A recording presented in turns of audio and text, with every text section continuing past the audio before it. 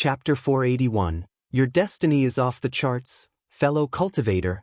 Lu Yi was certain he hadn't seen the divine opportunity column when he visited the quartermaster department earlier.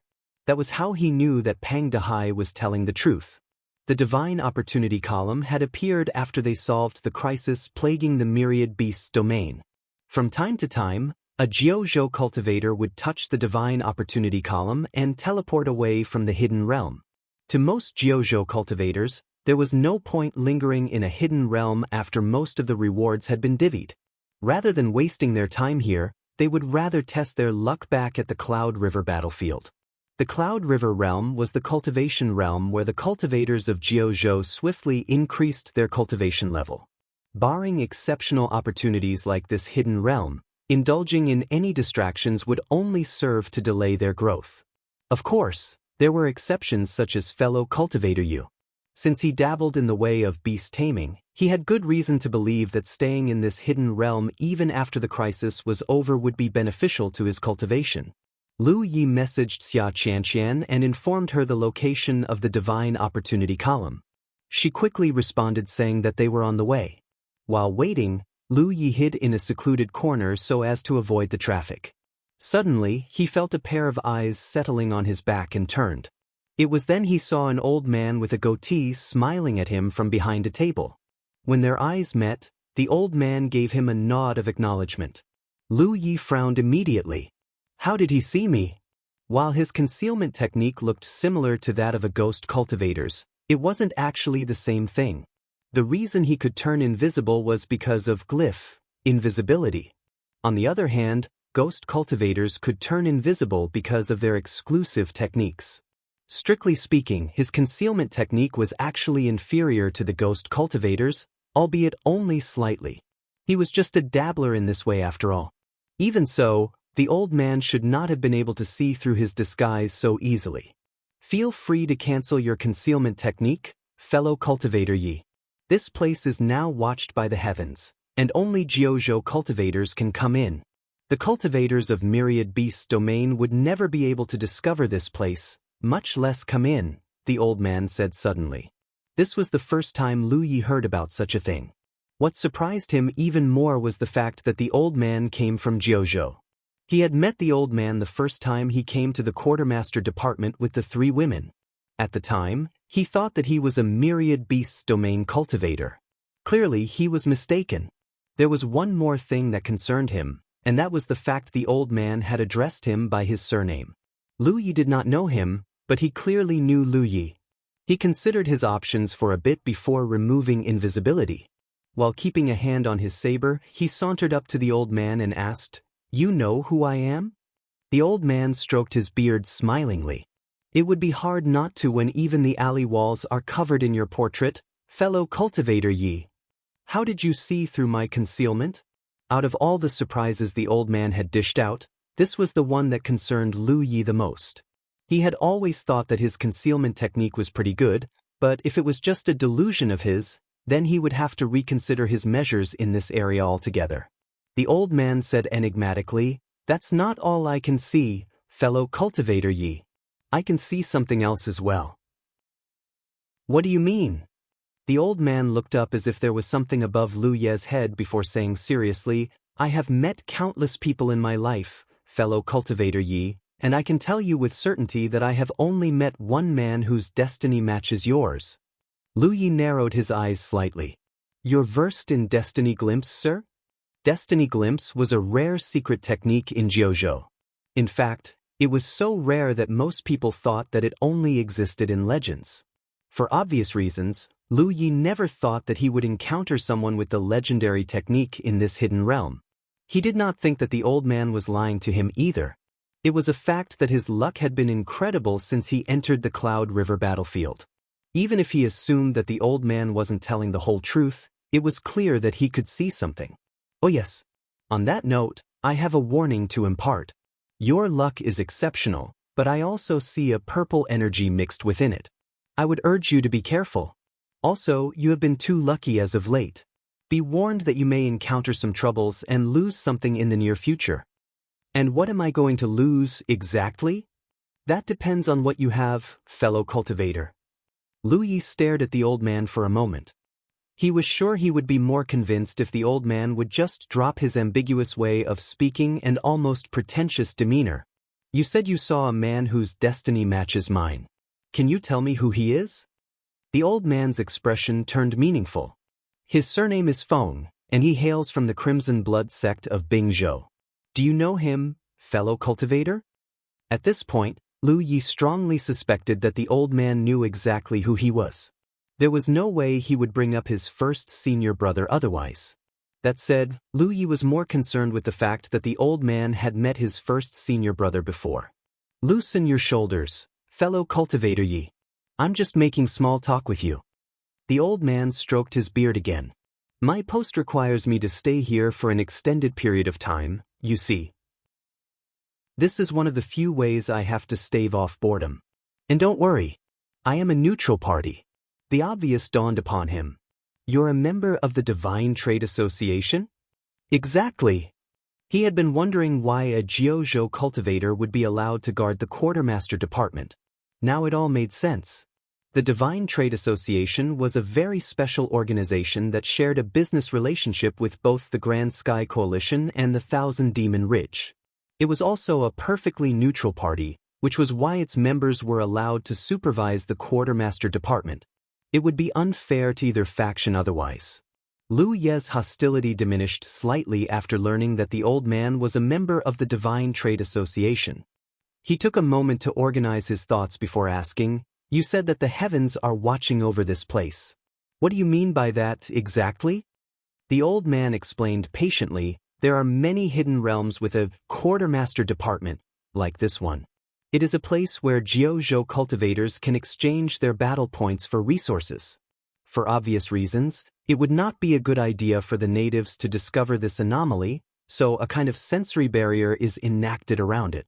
A native will never notice the quartermaster department even though it's right in front of them. It's as if this place doesn't exist at all. On a related note, the reason I can see through your disguise isn't because I'm particularly exceptional in this type of art, but because the heavens have bestowed upon me a special authority, so to speak. It is so that I can perform my guard duties properly. Does that include your destiny glimpse?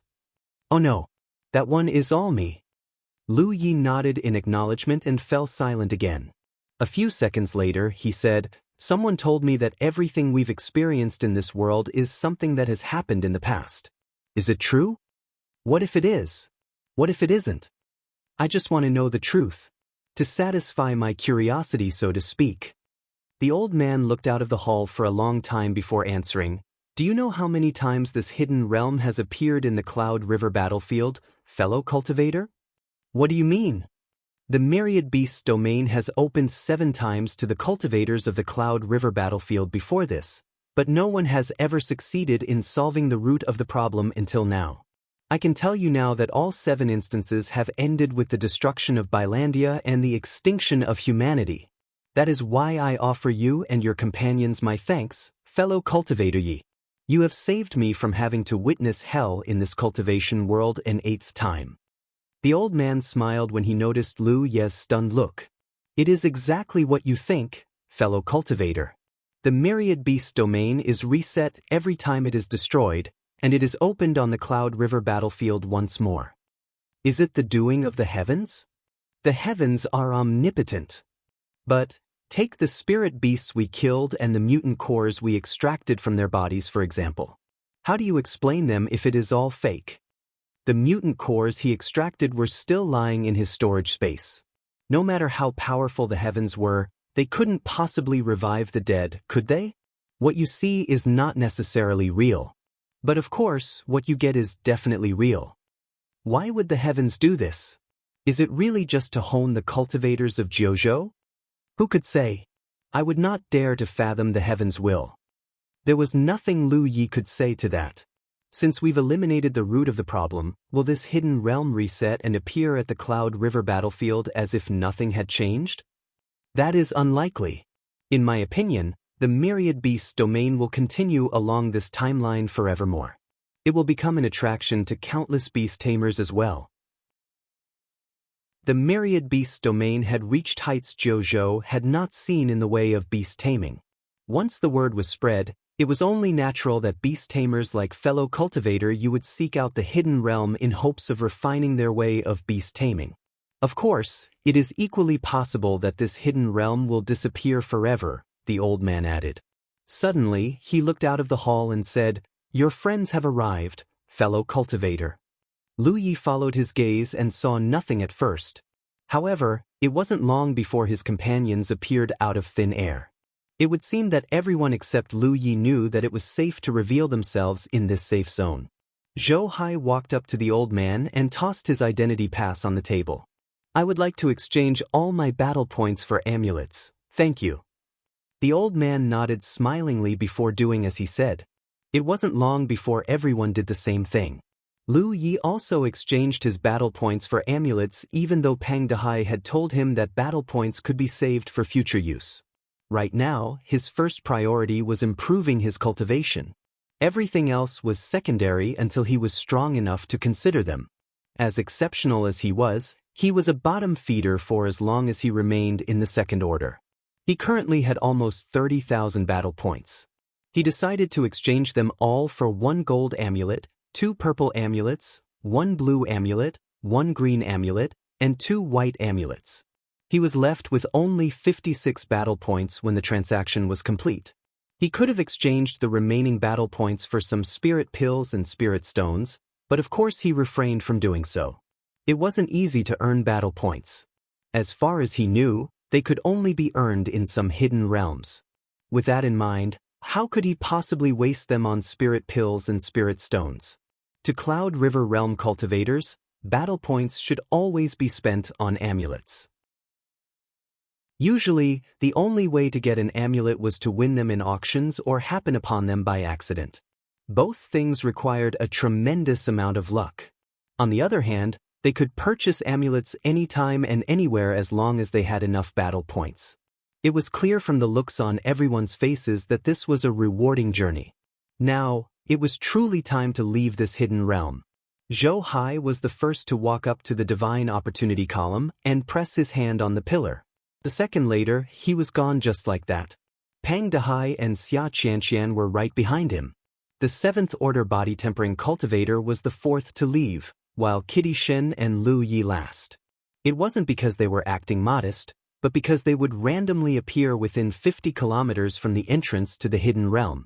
Naturally, it was wiser to allow their stronger companions to leave first. When he was ready, Lu Yi walked up to the Divine Opportunity column and willed himself to exit the hidden realm. The next moment he found himself standing in the middle of the wilderness. Chapter 482, Wisp of Sanctification. Lu Yi immediately checked his surroundings. He relaxed when he confirmed that there was no danger. His battlefield imprint notified him of a new message. When he checked it, he realized that it was Xia Qianqian reminding him to meet up with her at the nearest Divine Trade Association. Earlier, Lu Yi and the 3 women had agreed to sell the Beast Pact art to the Vault of Providence after exiting the hidden realm. As the secret technique was something that could uplift a faction to a whole new level, they were expecting the heavens to reward them handsomely for it. Specifically, they were hoping to garner the heavens' attention. The contribution points they would get for selling the secret technique was secondary at best. Lu Yi took out his 10-point map and inspected it for a moment. Once he had identified his position, he brought out his flying spirit artifact and soared into the sky. 2 hours later, Lu Yi landed in front of a Divine Trade Association hotspot. 3 people were already waiting for him. They were Kitty Shen, Xia Qianqian, and to his surprise, Lan Zi. Lu Yi had no idea how the woman made it out of the insectoid nest or infiltrated Bilandia, but the fact she was here meant she must have left the myriad beasts' domain earlier than the rest of them. Kitty Shen gave him a wave, and Xia Qianqian greeted him cordially. Lan Zi's expression revealed nothing as he met her eyes for a second. "I thought you weren't going to show up for a second there." Xia Qianqian joked before patting him on the shoulder and pretending to his senior, "You're not a bad person, boy. If you ever need help on the Cloud River battlefield, do not hesitate to call upon my aid." Lu Yi rolled his eyes at her. "You're about to ascend to the real lake realm, aren't you?" Xia Qianqian's offer sounded generous, but it only applied while she was still in the Cloud River battlefield. Considering what they had gotten from the Hidden Realm, he did not doubt that she could ascend to the real Lake Realm very soon. In other words, her offer was time-limited at best or not applicable at worst. Nah, I'm not leaving the Cloud River battlefield that quickly. Anyway, Xia Qianqian chuckled before changing the subject. Since everyone is present, it is time to sell the secret technique to the Vault of Providence as per our promise. Before that though, we should make a sacred pact to prove that the four of us are the first sellers of the secret technique. Ye six, you're the reason we got this secret technique in the first place, so you can have 70% of the contribution points. The rest of us will take 10% each. Are we in agreement? Kitty Shen and Lan Zi were perfectly fine with the arrangement. Lu Yi nodded in acknowledgement as well. He wasn't a promise breaker, and they had shared a pleasant cooperative relationship in the Hidden Realm. The least he could do after they served him as his attendants was to repay the favor. I'll summon the sacred pact then, Xia Qianqian offered before straightening her expression and mumbling under her breath. Very soon, a beam of golden light descended from the sky, and she fished out a sacred pact from within. She then passed it to the others so that they might inspect it. Everyone planted their handprint on the sacred pact after confirming its contents. When all was said and done, Lu Yi said, "All right, I'm going to sell the secret technique now." He then walked into the Divine Trade Association and stopped in front of the Divine Opportunity column. Every Divine Trade Association hotspot possessed a Divine Opportunity column of their own. Cultivators did not need to pay any additional fee to use it. However, this also meant that the sanctum was constantly packed with people. Lu Yi had to wait for a bit before it was finally his turn to use the Divine Opportunity column. Lu Yi put his hand on the pillar and connected his mind with the Vault of Providence. An instant later, he found himself standing in the Vault of Providence. As usual, the place was cluttered with all kinds of goods. He proceeded to bring out the jade slip the Great Elder had given him and attempted to sell it. As expected, the Vault of Providence offered him a whopping 50,000 contribution points if he chose to sell it directly to the Vault of Providence. Since it was agreed that he would receive 70% of the profit, that was 35,000 contribution points. He knew why he was offered such a huge sum for the secret technique.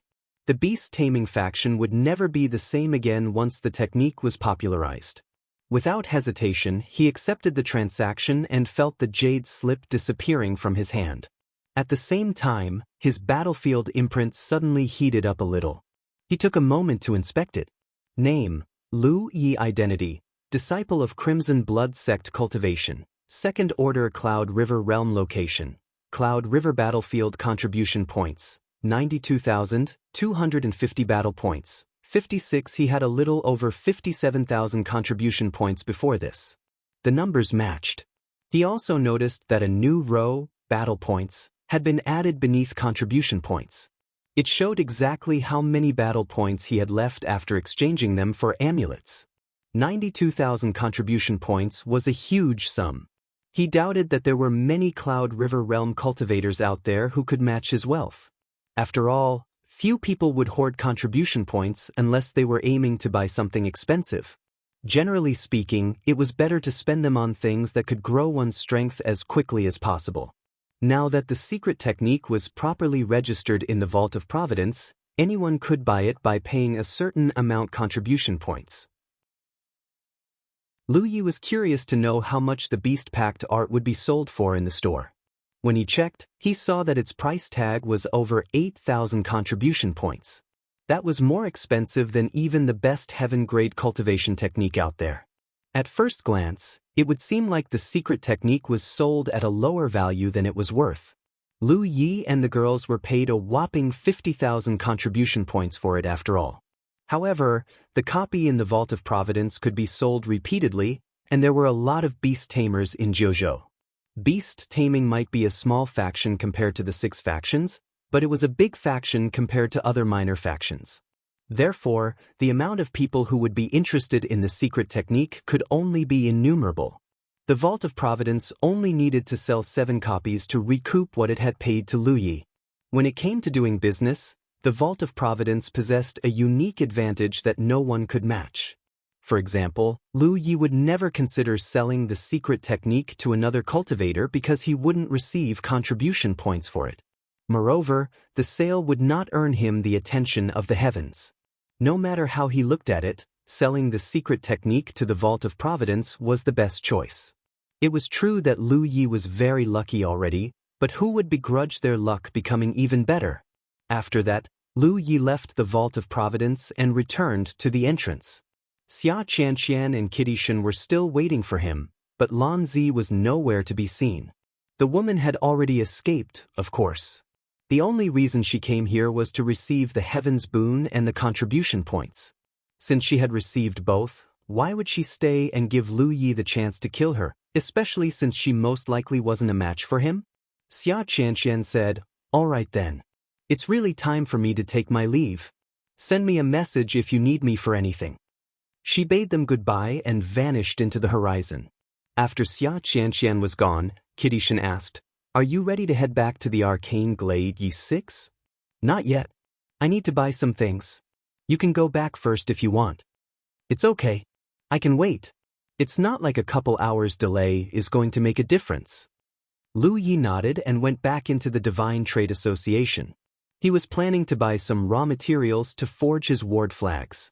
In the Hidden Realm, he had used up everything he had except the ward flag set he had received from the 100 Wards Tower. His abilities as a ward cultivator would be affected if he did not have a sufficient amount of ward flags and ward keystones. When he was still a Spirit Creek Realm cultivator, Lu Yi was forced to purchase his ward flags directly from the Vault of Providence because he was too weak to forge them via telekinesis. Plus, he never really had the time or place to forge his ward flags since he was constantly being hunted by the Thousand Demon Ridge. It was a different story now that he was a Cloud River Realm cultivator. At the Second Order, he was almost strong enough to forge ward flags via telekinesis without using any tools. Naturally, he wasn't going to waste his contribution points on pre-made ward flags any longer. Lu Yi exited the Divine Trade Association a second time a little over half an hour later. He had spent almost all of his spirit stones on raw materials. Kitishan was still waiting for him outside. "Let's go," Lu Yi beckoned before flying into the sky. Kitishan followed closely behind him. On the way back to their arcane glade, Kitishan suddenly recalled something and asked, "I totally forgot, where is Sister Yi?" She had not seen Yi since they entered the Hidden Realm. She hadn't thought much about it at the time, but it didn't make sense for the young girl to still be missing after they exited the Hidden Realm. "Oh, she didn't follow us into the Hidden Realm. I asked her to watch over the arcane glade for us," Lu Yi lied. "I see," Kitishan replied without suspecting anything. A little over half a day later, Lu Yi and Kitishan arrived at their arcane glade once more. However, they were greeted by a shocking sight. The arcane glade was in full view from the sky. Lu Yi had established a concealment ward before they left the arcane glade. Generally speaking, no one should be able to spot arcane glade unless they were looking closely. However, the arcane glade was completely exposed right now. It could only mean that someone had destroyed his wards. The duo hurriedly descended on the ground. A while later, Lu Yi stood in front of a dry spirit sprout with a deep frown on his face. Kitishan walked up to him and said worriedly, "I can't find Sister Yi anywhere, ye six." Lu Yi had told her that Yi was watching the arcane glade, but not only was she nowhere to be seen, the arcane glade was in tatters as well. Clearly, something bad must have happened to Yi. It was only natural she was worried for her. Although he did not like her, she wasn't so petty-minded that she would be delighted by her suffering. She was Lu Ye's younger sister, which meant she was a companion she had to look out for. It was as simple as that. Meanwhile, Lu Yi was still staring at the dry spring with a puzzled expression on his face. The spirit sprout had been dry when he decided to take refuge on this hill. Although there were some run-down buildings around it, it was clear that it was an abandoned arcane glade. The reason he decided to stay in the end was because the spirit sprout had chosen the same night to come back to life. However, the spirit spout had dried up a second time after they returned from the myriad beasts' domain. If it had dried up naturally, then he had nothing to say.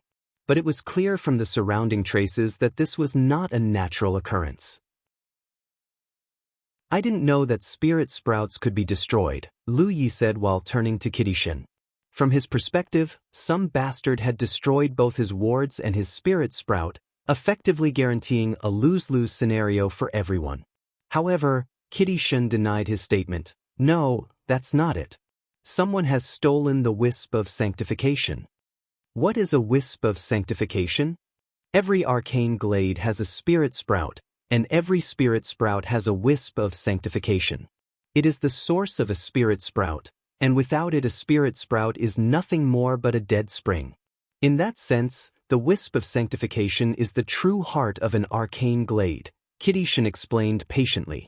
It was quite simple to ferry a wisp of sanctification. The cultivator simply needed to offer the heavens a certain amount of contribution points to manifest the spirit sprout. They could then store it in a special container and take it away. Lu Yi was surprised to hear this.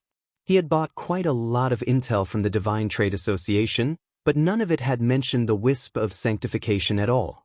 It would seem that there were still many things about the Cloud River battlefield that he didn't know about.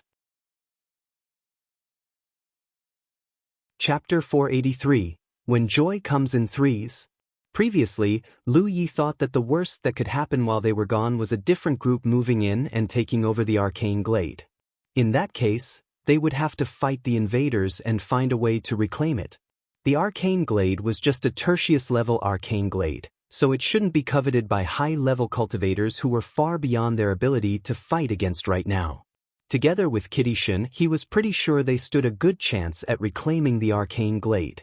Unfortunately, no plan survives first contact with the enemy. The invaders hadn't occupied the arcane glade, but they stole the very source that turned it into one in the first place. This was a worse outcome than even the worst-case scenario he had envisioned. Why would they take the wisp of sanctification? To sell it or use it for themselves, of course. Kitishin replied. Suppose we stole someone else's wisp of sanctification and installed it in this spring. The spirit sprout would come back to life. If it was merged with an existing wisp of sanctification, then the quality of the arcane glade would go up by a certain degree. In fact, most Primus-level arcane glades are created that way. There are actually very few natural-born Primus-level arcane glades in the Cloud River battlefield. You can do that? Sure you can. There are a lot of arcane glade owners who do this. It's not necessarily a good thing to own an arcane glade then. Without sufficient cultivation and numbers, it's basically a giant cake everyone wants a piece of. That is correct. That's why it's common practice to gather a group as soon as possible when an ownerless spirit sprout is discovered. Otherwise, it's unlikely one could hold on to it for long. Kitishin hesitated for a second before adding, Sister E is missing. Lu Yi assured her, E is fine. She messaged me a while ago. Lu Yi turned back toward the dried spring with a grimace. Who would have thought that he would lose his arcane glade like this? Not only that, most of the ward flags and the ward keystones of the grand defensive ward he left behind had been destroyed. Sure, he had a couple spares in his storage space, but each set was worth over 10,000 contribution points. Not even he could take such a loss without batting an eye. Now that he thought about it, the reason his arcane glade was discovered was probably due to its proximity to the entrance to the hidden realm. The number of cultivators in the area must have increased dramatically when news of the hidden realm's appearance spread.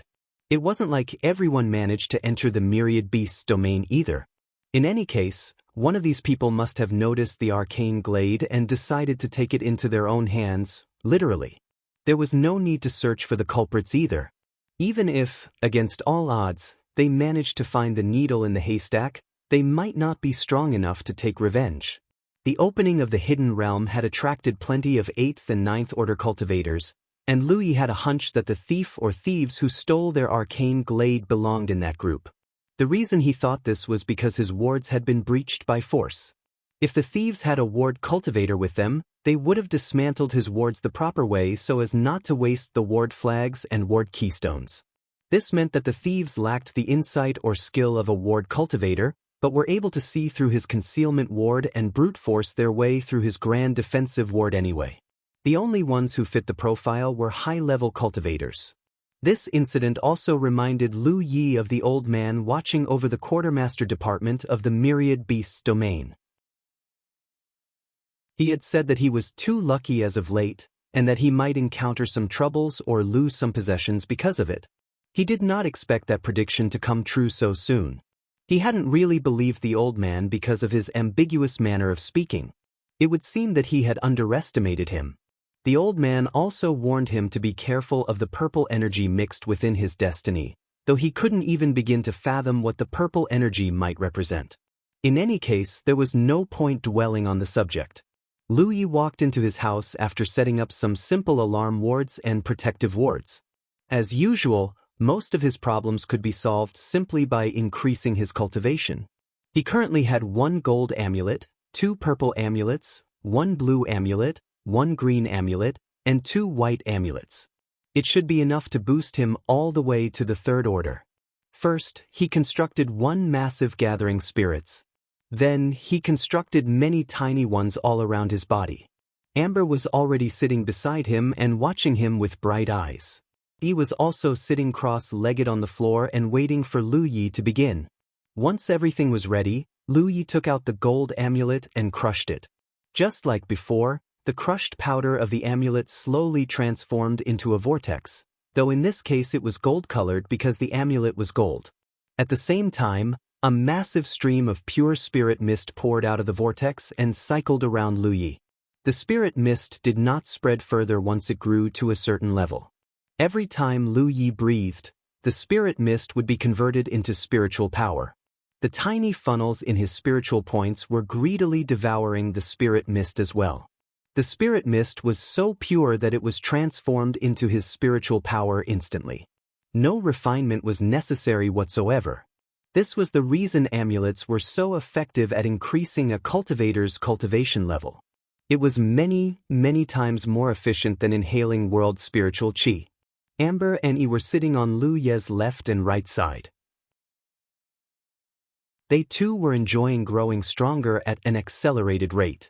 Amber and Yi were inhaling the spirit mist seriously, but Lu Yi did not need to do such a thing to consume the spirit mist around him. At some point, he grew so bored that he decided to study his blade technique insights. After ascending to the 2nd order and fighting many deadly battles in the myriad beasts domain, his understanding of his personal blade skills had deepened considerably. This was especially true after battling against the sect master of the Black Tortoise sect, Niu Meng. The harrowing experience had enlightened him on many things, and he had high expectations that he might achieve a breakthrough in the near future. Time passed bit by bit. It wasn't until a full day and night had passed that the golden vortex finally vanished completely. They still had many amulets to go through, however. Without pause, Lu Yi immediately pulled out the purple amulet and crushed it. Very soon, a purple vortex appeared where the golden vortex was a while ago, and spirit mist began pouring out of it once more. Lu Yi had briefly experimented with the amulets, and he could confirm that the quality of the spirit mist was the same no matter what type of amulet you used. The only difference was the duration. In terms of value, a gold amulet was the best, and a white amulet was the worst as a matter of course. After all, 1 gold amulet was equal to 81 white amulets. For hours later, the purple amulet had yet to run out, but Lu Yi sensed something that made him put down his book and look into his own body. His river of spiritual power was flowing violently, a sign that it had reached a bottleneck. However, refined spiritual power was still pouring into his body at an incredible rate, causing him to feel bloated. The feeling continued to worsen until suddenly, the river churned and grew in entire size. The bloated feeling disappeared, and his river of spiritual power returned to calm once more. Just like that, he was a 3rd-order Cloud River Realm cultivator. Lu Yi blanked out a little. He had had a feeling that he would reach the 3rd order very soon, but he still couldn't help but feel happy about it. The Cloud River Realm truly was a miraculous realm. He had ascended to the 2nd order in just half a month. Today, he ascended to the 3rd order just 20 or so days later. He had never cultivated this quickly back when he was at the Spirit Creek realm. Each climb to the next minor realm took months of hard work, and each spiritual point could only be unlocked one by one. Of course, The reason he was able to ascend this quickly was because he had used a lot of amulets. When he was still in the First Order, he had spent a massive amount of contribution points bidding for amulets in an amulet auction. Even before that, he had already used up a green amulet and a purple amulet. This time, he had earned nearly 30,000 battle points from the Myriad Beasts domain. He spent them all on amulets.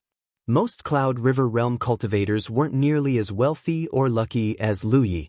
Take the cultivators who entered the Myriad Beasts domain for example. Barring those who participated in the crucial operation in the Black Tortoise sect, even those who survived until the end of the siege had earned a couple thousand battle points at most. That was only enough to purchase one purple amulet, which wasn't much for anyone above the Fifth Order. In fact, Lu Yi could see that it took far more spirit mist to grow from the Second Order to the Third Order than it was from the First Order to the Second Order. The amount of resources he needed to consume would only increase over time. Lu Yi still had amulets, so he didn't stop cultivating. He wasn't going to make it to the Fourth Order of course, but it would still cut down the amount of time he spent on the Third Order considerably. Suddenly, Amber broke him out of his reverie by letting out a roar and shining like a golden sun. Not only that, it had uncontrollably manifested its true body. Lu Yi watched it carefully. He could sense Amber's energy gathering at a certain point in its body. Thanks to the bonding pact, the life energy art and the beast imprint art, Lu Yi figured out the issue immediately. It was the opposite of bad news. The white tiger was about to undergo an ascension. He hurriedly explained, Lu Yi, Amber is about to create its own mutant core. For the longest time, Amber had been stuck on the level of a normal spirit beast. The only reason it could even enter the Cloud River battlefield was because it shared a bonding pact with Lu Yi. Wherever Lu Yi could go, Amber could follow. Amber had not been slacking off. Every day, it consumed a massive amount of spirit pills and the occasional mutant cores to grow its strength. Just now, it had been inhaling the spirit mist to the best of his abilities as well. Finally, it was time for it to become a champion-class spirit beast. What's wrong with you? Lu Yi suddenly asked in alarm. It was because Yi was flickering erratically. He had only seen this happening when she was grievously hurt. Not only that, she was drooping as if she was having a hard time trying to stay awake. Yi forced herself to stay awake as she explained, I am Amber's ghost spirit. Its ascension affects me as well, meaning that I'm probably going to ascend with it. I can't stay awake any longer. Please take care of yourself while we're... She suddenly flew into Amber's body.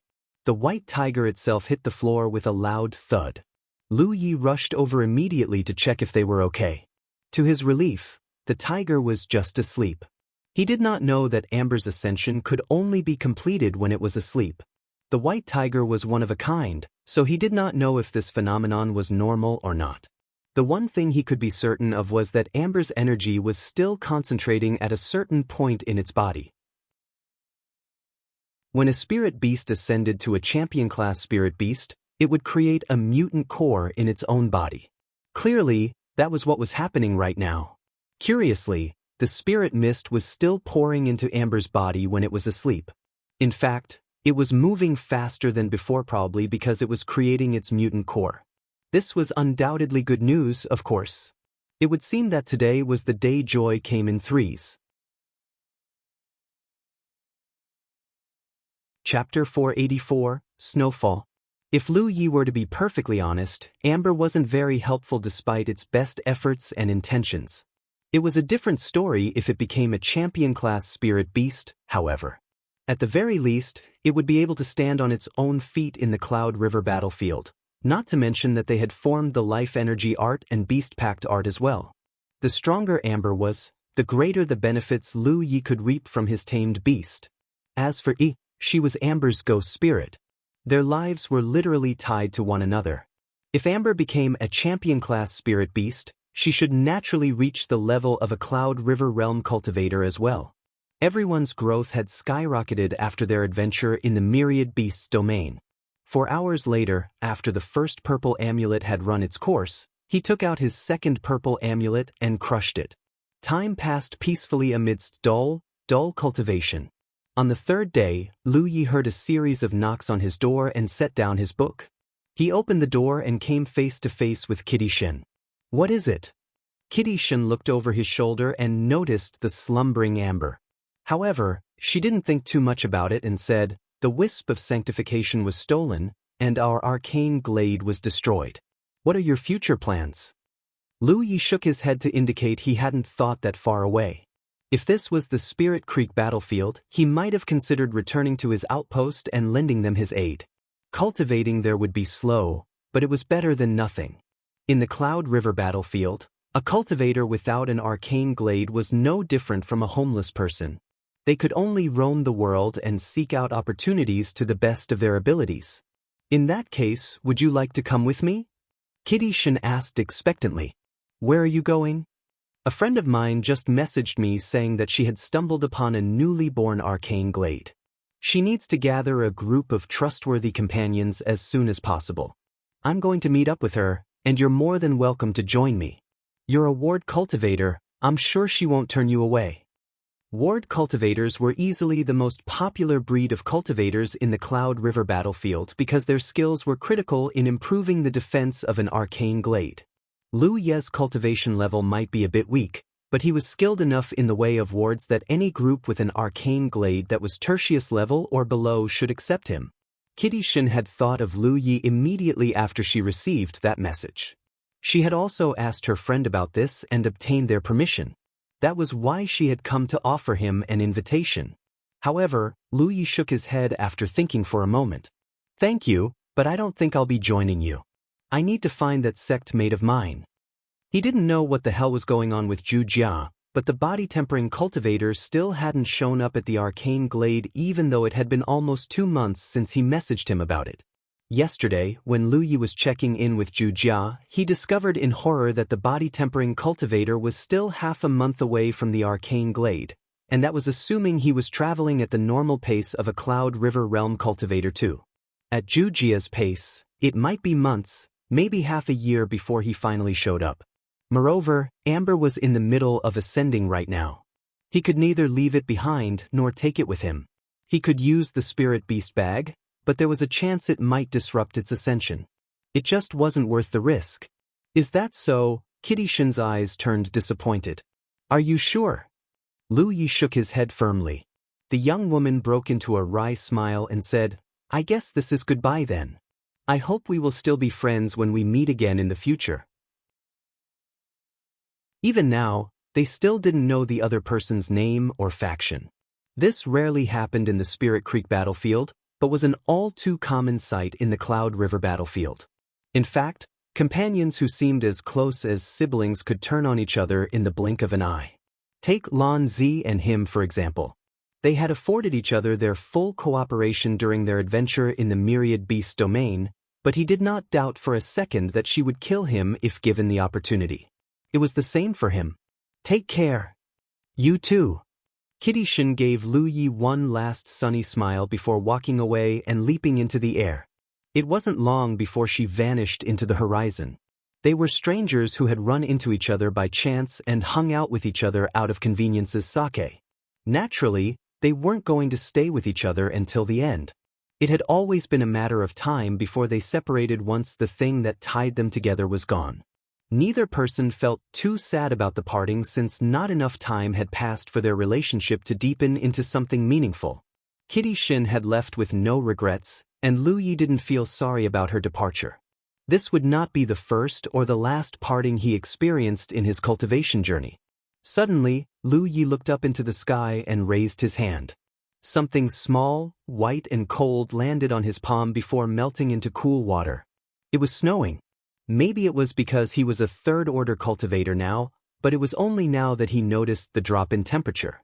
He could not help but recall his time as a mining slave in the Evil Moon Valley. At the time, winter was easily his most feared season bar none. Countless mining slaves had died from the cold because they were neither fed enough food nor given enough clothes to keep warm. He himself had barely stayed alive by stealing the clothes of the frozen corpses around him.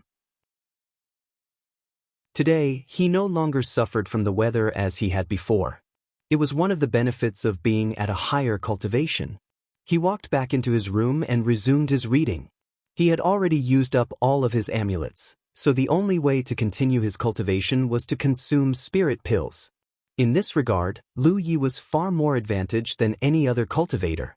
For as long as the tree of glyphs were fueled, he could consume a gazillion spirit pills and never suffer the sequelae, assuming he could refine them in time, of course. This was the true reason he didn't really need an arcane glade. The snow was pretty heavy. After he got bored with reading and cultivating, he left the house and began honing his blade technique. His moves hadn't changed, but somehow it felt different to perform the dance under the heavy snow. As of late, Lu Yi had a feeling that his blade skills had reached a bottleneck. He was close to making a breakthrough, but unlike his cultivation, he couldn't just pour spiritual power into his body until it automatically entered the next level. Moreover, he could feel each cultivation breakthrough clearly. During the Spirit Creek realm, it was unlocking the next spiritual point. During the Cloud River realm, it was the sudden expansion of his river of spiritual power.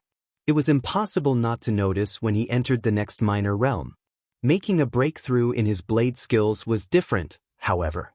There were no clear milestones that informed him how close he was to the next level. Consuming spirit pills or inhaling world spiritual chi wouldn't help him either. He had considered using the mystic fruit to hasten his progress, but Amber was still asleep right now. Right now, it would be folly to enter the rift of illusions at best. Both him and Amber would be completely defenseless if an enemy chose that exact moment to attack them. This hill was pretty secluded, but everyone in the Cloud River battlefield could fly. Theoretically, there was no place in this world that a Cloud River realm cultivator could not reach. In fact, many cultivators had passed through the hill during this time, even though none of them noticed his presence because of the concealment ward he set up. As long as he didn't cause waves on purpose, and as long as the other cultivators weren't looking too closely, it was unlikely that he would be discovered. Amber remained asleep for 7 days straight, and the snow had continued for just as long. The snow outside his wards was at least a meter deep. Lu Yi was practicing his blade technique when suddenly, he heard a strange noise coming from inside his house. He immediately looked over just in time to see flying out into the open. Lu Ye's eyes lit up as he put away his saber and walked up to her. The young girl slammed into his chest so hard that he was knocked to the ground. He clutched his waist with a death grip, burying her face into his chest like she was trying to sink into him. Her fragrant hair tickled his nose because of the aggressive action. Lu Yi rubbed Yi's head gently while voicing his puzzlement. What's wrong? They had met each other when they were both weaklings. Together they had gone through thick and thin for 3 years. She viewed him as her family and he her, but this was the first time he saw her reacting this violently. Even now, he could feel her petite figure trembling slightly with fear and shock. Lu Yi, I dreamed for a very, very long time. It was such a long, deep dream that I thought I would never awaken from it, she said with a sob. Amber had fallen asleep while undergoing its ascension, and its ghost spirit, was affected as well. Only 7 days had passed from Lu Ye's perspective, but from Yi's, it might as well be 7 years. Moreover, the feeling had reminded her about her past. At the beginning, she felt like she was stuck in this black, unwakeable dream until one day, she abruptly awakened to reality. Since then, she became Amber's ghost spirit. That was why there was nothing she feared more than being stuck in an unwakeable dream. I'm scared. Yi started crying loudly. Lu Yi continued to caress her head gently and tried to console her. The dream is over. There's no need to be afraid any longer. You. Unfortunately, it only made her sobs louder. It was at this moment that a tiger's head entered the corner of his eyes. It was Amber exiting the house. Judging from its energetic appearance, it was clear that it had completed its ascension. That was why it had awakened at the same time as Yi. Lu Yi shot Amber a look, but Amber immediately turned away in refusal. He could almost hear it saying, "Don't look at me. I know nothing about consoling girls." Lu Ye's gaze immediately sharpened into disdain. Amber countered with an innocent expression. Knowing that he couldn't rely on the white tiger's help, he had no choice but to try another method. He started stroking her back gently while humming a happy rhyme. He hoped that it would be enough to chase away the sorrow in her heart. It actually worked. Amber immediately straightened its large ears in concentration. Yi's sobs gradually softened over time until it was completely gone. Still leaning against his chest, she looked up at Lu Yi and stared at him with reddened, astonished eyes. She was astonished because she never knew that Lu Yi could sing. Moreover, the tune was unlike anything she had ever heard. When Lu Yi reached the end of his tune, Yi sniffed once before asking, "What song is that?" "Don't be afraid." "Really? That's a weird way to name a song." Yi stared at him doubtfully while wondering if he was lying to her. She then added, "Sing it again, but with lyrics this time." I only know how to hum the tune. I don't care. I want to hear it," Yi demanded while pursing her lips like she was about to cry again. "Fine, fine." And so, Lu Yi cleared his throat and began singing the song, the lyrics of which he had almost forgotten. As expected, he could not stop going off-key because he hadn't sung in a very, very long time. Amber covered its face after listening to his song for just a moment. Yi was barely holding back her laughter as well. At first, Lu Yi was too embarrassed to give it his all. Eventually, though, his volume grew louder and louder until he was practically singing on top of his lungs. Yi and Amber were his only audiences anyway. There was nothing to be embarrassed about. When he was done, he sneakily dropped a snowball into Yi's back and let out an evil cackle. "This is your punishment for laughing at me." Chapter 485, Copperplate. Snowballs flew everywhere as a cacophony of surprised yelps, tiger roars, and playful cries resounded across the hill. The situation had immediately spiraled out of control after Lu Yi had dropped a snowball into Yi's back. Lu Yi had forgotten most things from his previous life, but thankfully, his snowball fighting skill wasn't one of them. This was especially true since he was a Cloud River Realm cultivator. A bit of spiritual power was all he needed to create a massive snowball. The snowballs flew across the air so frequently that it was like a scene straight out of a battlefield. Of course, this battlefield was far more harmless. As Amber and Yi were literally connected in mind and soul, their teamwork was literally flawless. Amber was responsible for blocking Lu Ye's attack, and Yi was responsible for retaliating. For a time, it seemed like the snow fight would end with a stalemate when Amber found an opportunity to pounce on top of Lu Yi and pinned him to the ground. The next second, a snowball the size of a bathtub struck both man and tiger from above and buried them completely. He leaped into the air while cheering, "I won! I won!" The heap of snow trembled unnaturally for a second before Amber's magnificent head popped into view. It then climbed out into the open and shook off the snow clinging to its body. Lu Yi was lying on his back when he walked up to him and grinned at him from above. "This is my win." However, Lu Yi did not respond to her. His entire body except his face was buried in snow. For some reason, he was staring at the falling snow with a thoughtful look on his face. Suddenly, he leaped onto his feet and dropped into a half-crouch. Then, he gripped the inviolable with his right hand and slowly let out a mouthful of hot air. All around him, the falling snow melted before it even made contact with his body. At the same time, his aura sharpened until he felt more like a saber than a man. Both Yi and Amber immediately leaped away from Lu Yi before watching him closely. For a long time, Lu Yi did not do anything at all. He simply closed his eyes and maintained his posture. Then, he abruptly unsheathed his saber and swung at the air in front of him. A crescent-like energy immediately flew out of his blade, cutting through space itself, and sank deep into the wall at least 30 meters away from his position. It was only after he unleashed the technique that Lu Yi sucked in a deep breath and slowly returned his saber to his sheath. All the blade insights he had memorized began taking on new meanings in his mind. He had achieved his breakthrough. Who said that hard work and seclusion were the only ways to make a breakthrough? As it turned out, a snow fight could do the same thing. Of course, he could not have achieved a breakthrough if he hadn't already reached his limits or met the necessary requirements, so to speak. All he needed after that was a eureka moment, one that had unfortunately eluded him despite his continuous efforts. That was until he threw himself completely into the snow fight, And suddenly, the eureka moment appeared to him on its own. This was why people said that it was important to switch off once in a while even in cultivation. Lu Yi, we don't have a house anymore, he suddenly said in a sad voice. Lu Yi turned and saw both his and Kitty Shen's house were in ruins. It was because of the snowball fight, of course. In fact, all the houses in the area had been destroyed to a certain extent, causing the hill to look even more decrepit than it was before. Where will we stay now?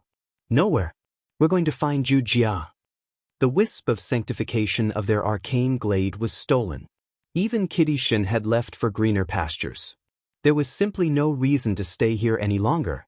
It had always been Lu Ye's plan to leave after Amber had completed its ascension. Amber immediately perked up when it heard this. The two were practically inseparable when they were still in the Spirit Creek battlefield. Unfortunately, Amber had not seen the body-tempering cultivator again after he ascended to the Cloud River realm.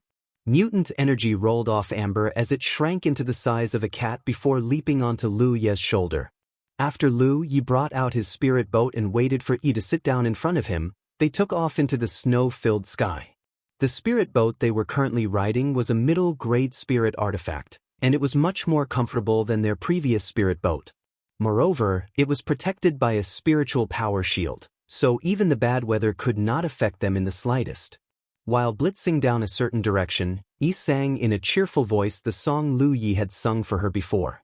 On the way, Lu Yi removed Amber from his shoulder and checked its body for changes. There were many.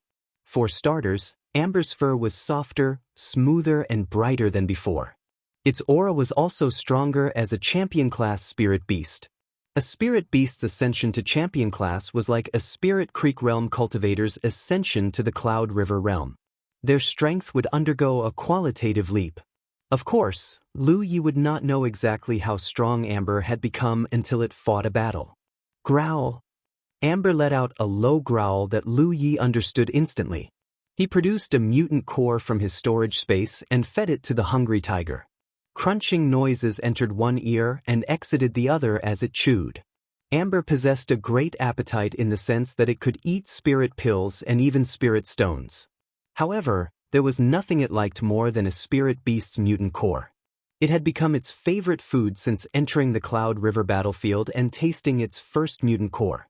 Unfortunately, Lu Yi did not have that many mutant core to feed Amber. He had only obtained a dozen or so mutant cores from the myriad beast's domain. Sunlight began shining down from above.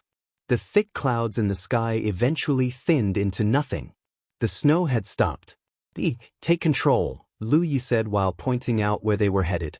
After that, he took out the raw materials he had purchased from the Divine Trade Association and began forging his ward flags. He had picked up ward flag forging a long time ago, but he wasn't strong enough to forge it completely via his own power until recently. In fact, he had spent some of his time forging ward flags while Amber was asleep. A ward cultivator like him could never have enough ward flags, especially since there were many cases where he had to use them like consumables. When night came, Yi landed the spirit boat on a suitable location so they might catch some rest. While sitting next to a crackling bonfire, Lu Yi produced a palm-sized copper plate from his storage space and inspected it with his spiritual power. Is it that plate you got from the guy from the Divine Freedom sect? He asked curiously while moving closer. A few months ago, on his way back to the Arcane Glade, he had encountered a grievously wounded Divine Freedom sect cultivator who requested him to return his sword to the sect. As compensation, he gave up everything he had to Lu Yi, including this copper plate. Lu Yi had tried injecting his spiritual power into the copper plate once. He had sensed a certain connection from it. He felt like he might find something if he followed the connection. At the time, Lu Yi hadn't followed the connection because he was occupied with something else. The reason he was checking it now was because he realized that the direction he was heading happened to coincide with wherever this copper plate was leading him to. What is this thing? I'm not sure. He wouldn't mind indulging in his curiosity if he ran into wherever this copper plate was leading him to before he met up with Wuxia. Otherwise, Wuxia was still the higher priority. After that, Lu Yi put away the copper plate and continued forging his ward flags. It wasn't until late midnight that he finally caught some rest. For the next few days, they would resume their journey during the day and rest during the night. Thankfully, they did not encounter any troubles along the way. 3 days later, Lu Yi flew circles around a certain mountain range while holding the copper plate in hand. Unless he was gravely mistaken, the thing or location the copper plate was leading him to was somewhere in this mountain range. He just needed to find it. Unfortunately, his 10-point map did not mention anything special about this mountain range. It was probably because there were countless mountain ranges in the Cloud River battlefield. Lu Yi himself did not notice anything special about this place, though he was sure it was hiding something because the copper plate was reacting to it. An entire hour later, Lu Yi finally confirmed the exact direction the copper plate was pointing him to and landed in front of a stone wall. As if on cue, the copper plate abruptly shone and grew hotter in his hand. "Lu Yi, over here," Yi called out while waving at him. It was clear that she had noticed something. Lu Yi walked over to her and saw a recess on the wall.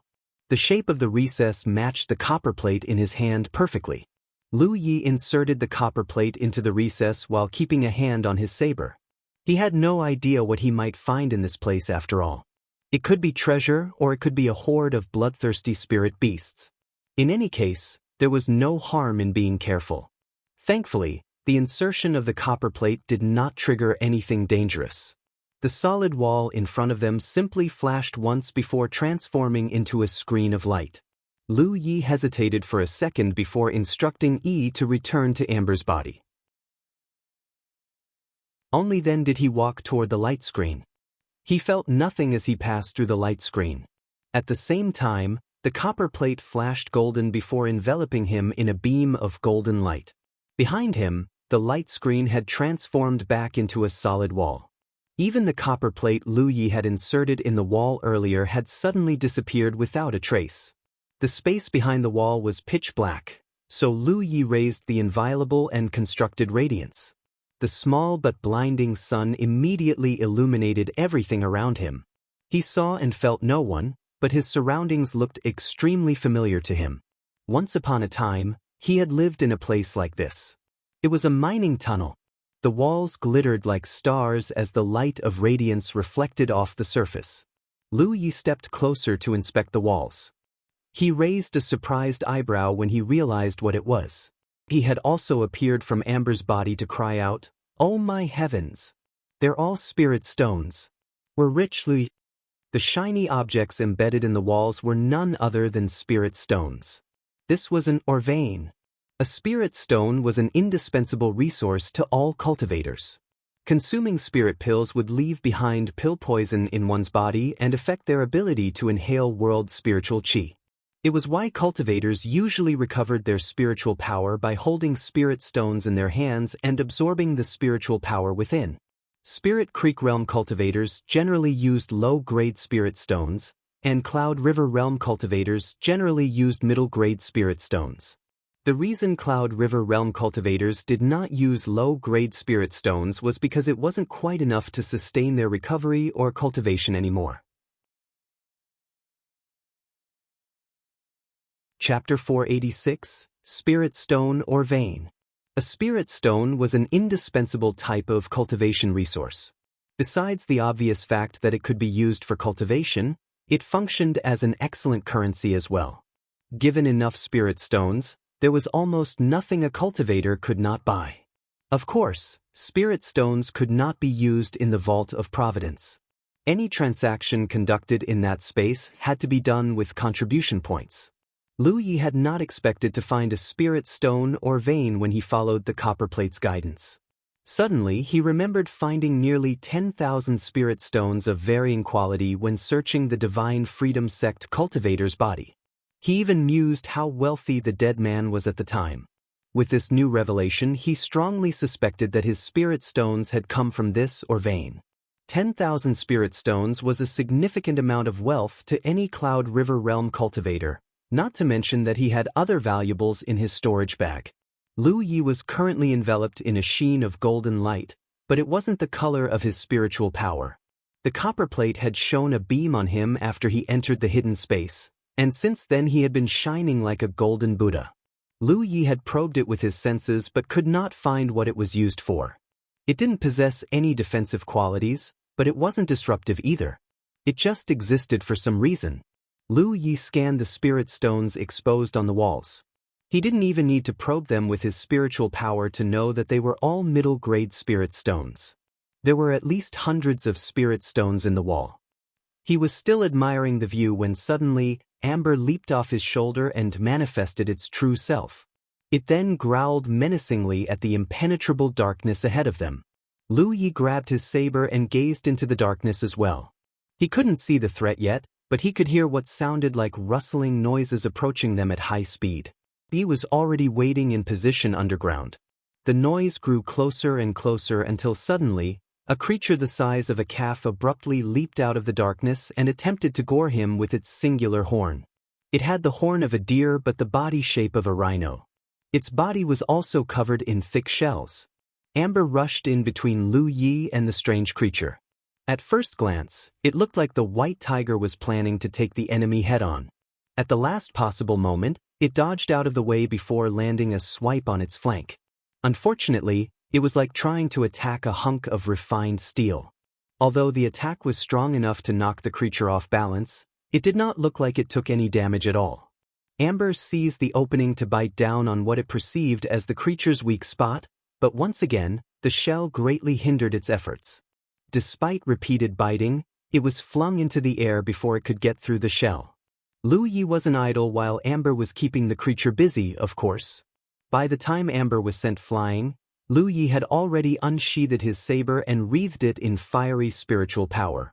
An inch of pure energy peeked out the blade before cutting through the creature's head as easy as pie. There was a death cry before the creature hit the ground with a loud thud and spilled aquamarine liquid everywhere. Lu Yi immediately recognized the creature for what it was. An insectoid. Is there anywhere in this world where this species doesn't exist? He had encountered insectoids in the Spirit Creek battlefield, the Cloud River battlefield, and even the Rift of Illusions. He didn't think he would run into them again during a random treasure hunt, and so soon after the previous encounter too. At first, Lu Yi thought that the creature was some sort of spirit beast. It wasn't until he killed it that he confirmed that it was really an insectoid, a Cloud River realm insectoid too. To be specific, it was probably as strong as a first or second order Cloud River realm cultivator, so it was never a problem for Lu Yi. Even Amber could have taken it out all by itself given enough time. However, individual strength had never been the species' forte. It was its ridiculous numbers and reproductive potential. Lu Yi flicked off the blood on his saber before returning it to its sheath. He and Amber then stood in place for a bit. He emerged from the walls and said in a low tone, "The tunnels here are extremely complex and full of spirit stones, but generally speaking, the deeper we go, the spirit stones increase in quantity and quality. However, every tunnel is guarded by a single insectoid, and their strength seems to increase in proportion to the depth of the tunnels." "I see. We must take out the insectoids first before we can mine the spirit stones." Lu Yi nodded in understanding. This was really starting to look like a treasure hunt or a trial with a huge bounty of spirit stones as the reward.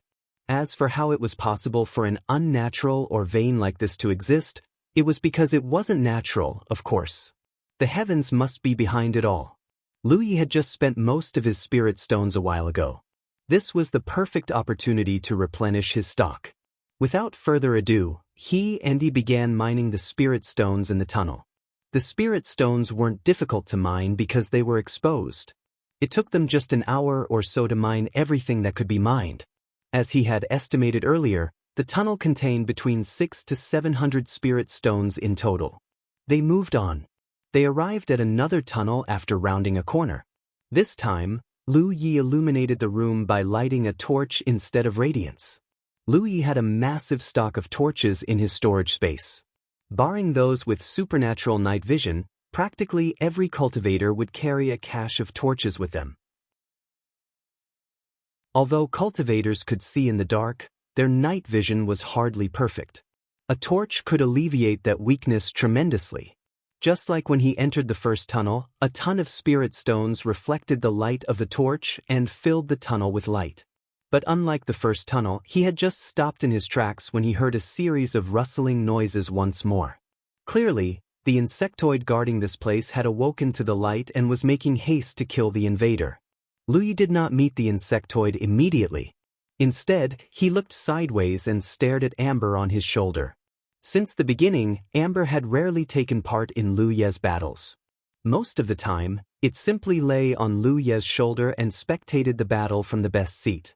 If the time was right, it would roar out and stun his enemies.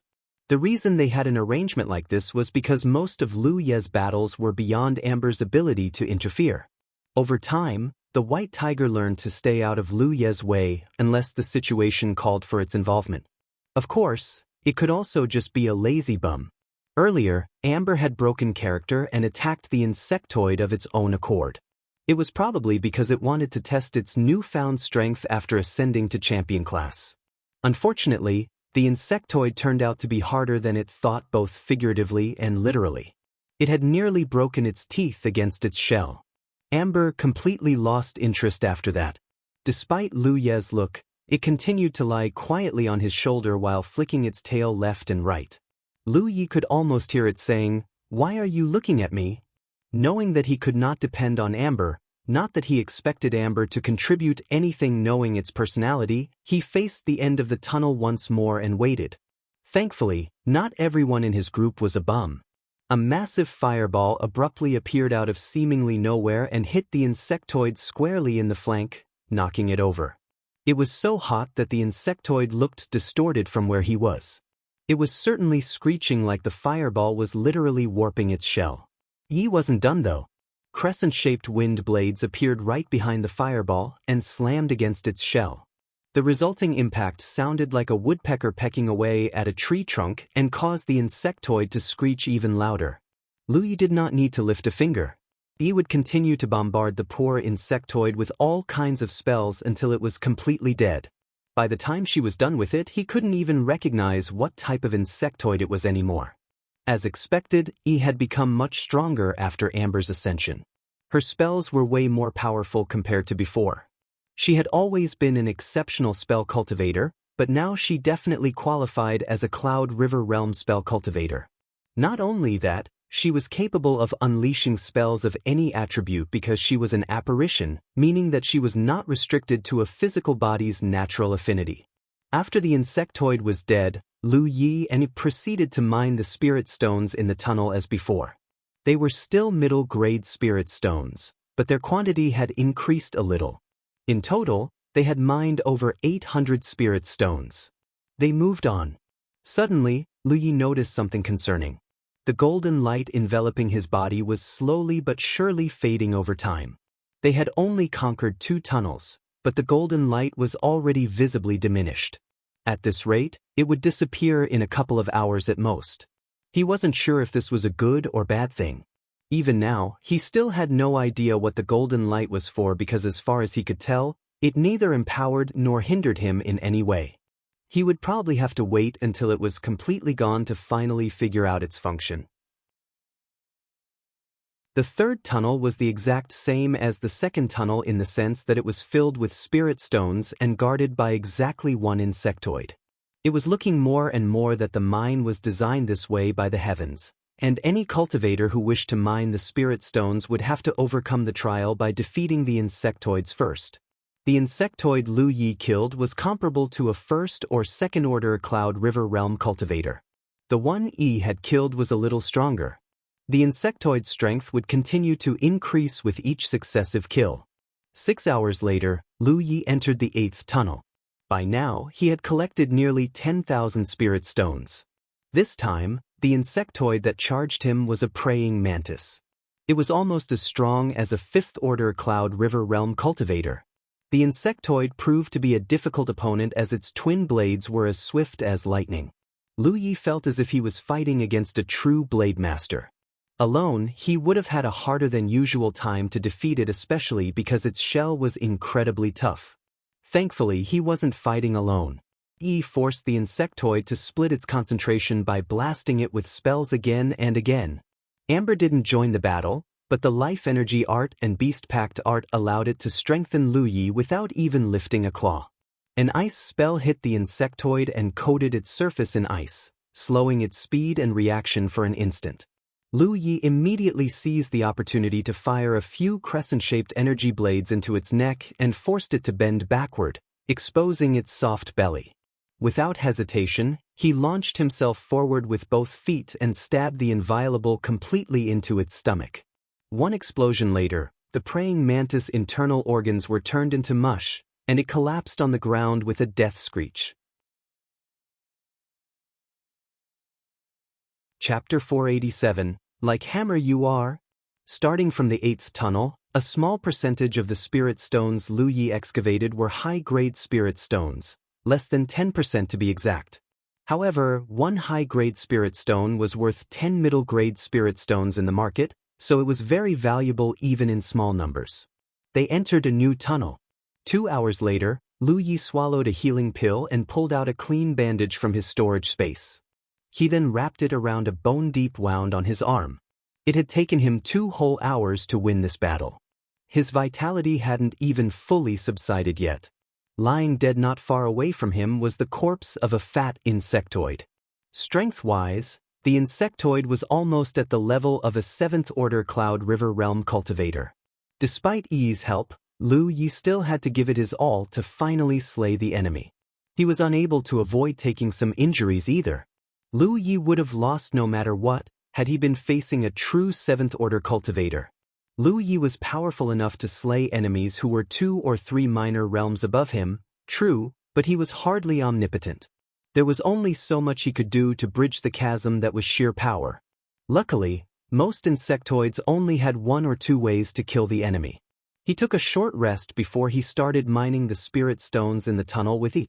They were still in the middle of mining when suddenly, the golden light enveloping his body extinguished entirely. Lu Yi immediately stopped what he was doing and expanded his perception. He had been curious about the golden light since the beginning, but he had not been able to find out its function. Something should happen now that it is gone, right? He was just thinking this when he felt a wave of invisible energy pushing at him from all sides. The next thing he knew, he was standing in front of a wall once more, the cave entrance. Lu Yi was speechless for a moment. He looked flabbergasted as well. She was trying to pry a high-grade spirit stone loose when she suddenly found herself standing in the open once more. "I see," Lu Yi exclaimed in realization. The golden light was some sort of temporary identity pass that allowed him to stay within the tunnels. No wonder it faded over time. Once his time was up, he would automatically be returned to the outside world. Damn it, we weren't done mining the spirit stones. He clearly thought the same thing as him because she abruptly dove head first into the wall.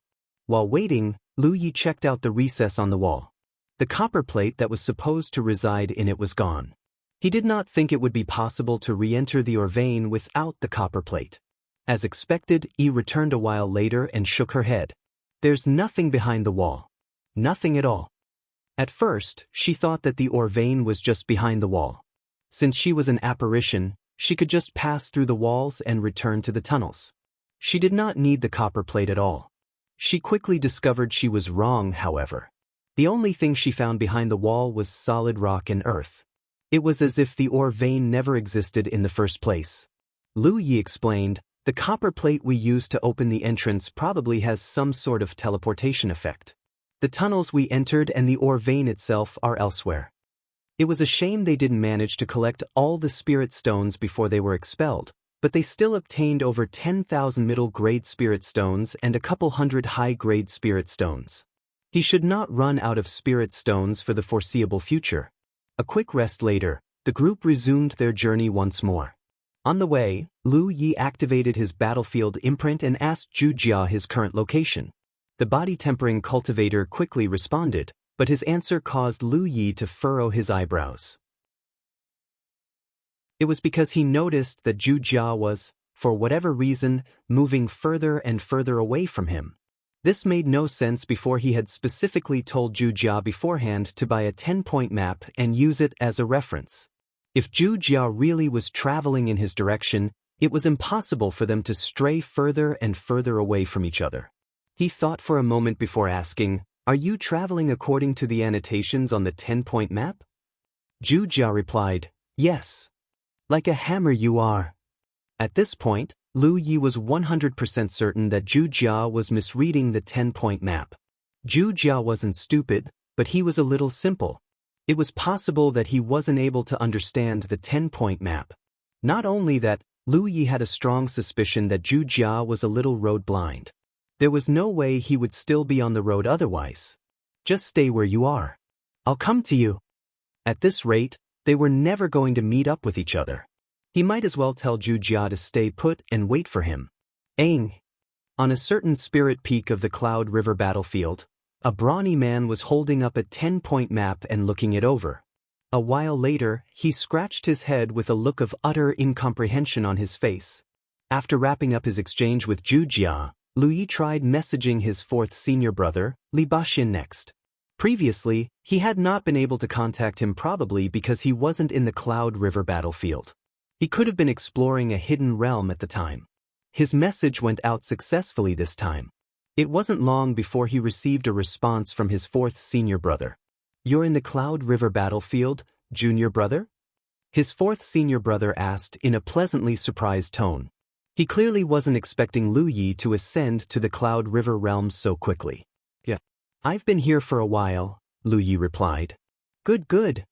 Li Baxin praised him.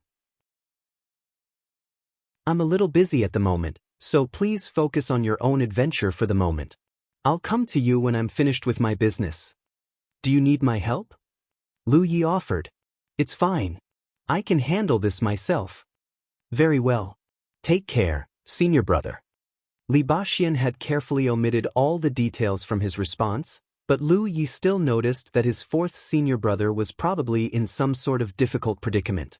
Otherwise, he would have sought him out no matter what. At a hidden location in the Cloud River battlefield, Li Baxin ended the message while grinning from ear to ear. They grow up so fast these days.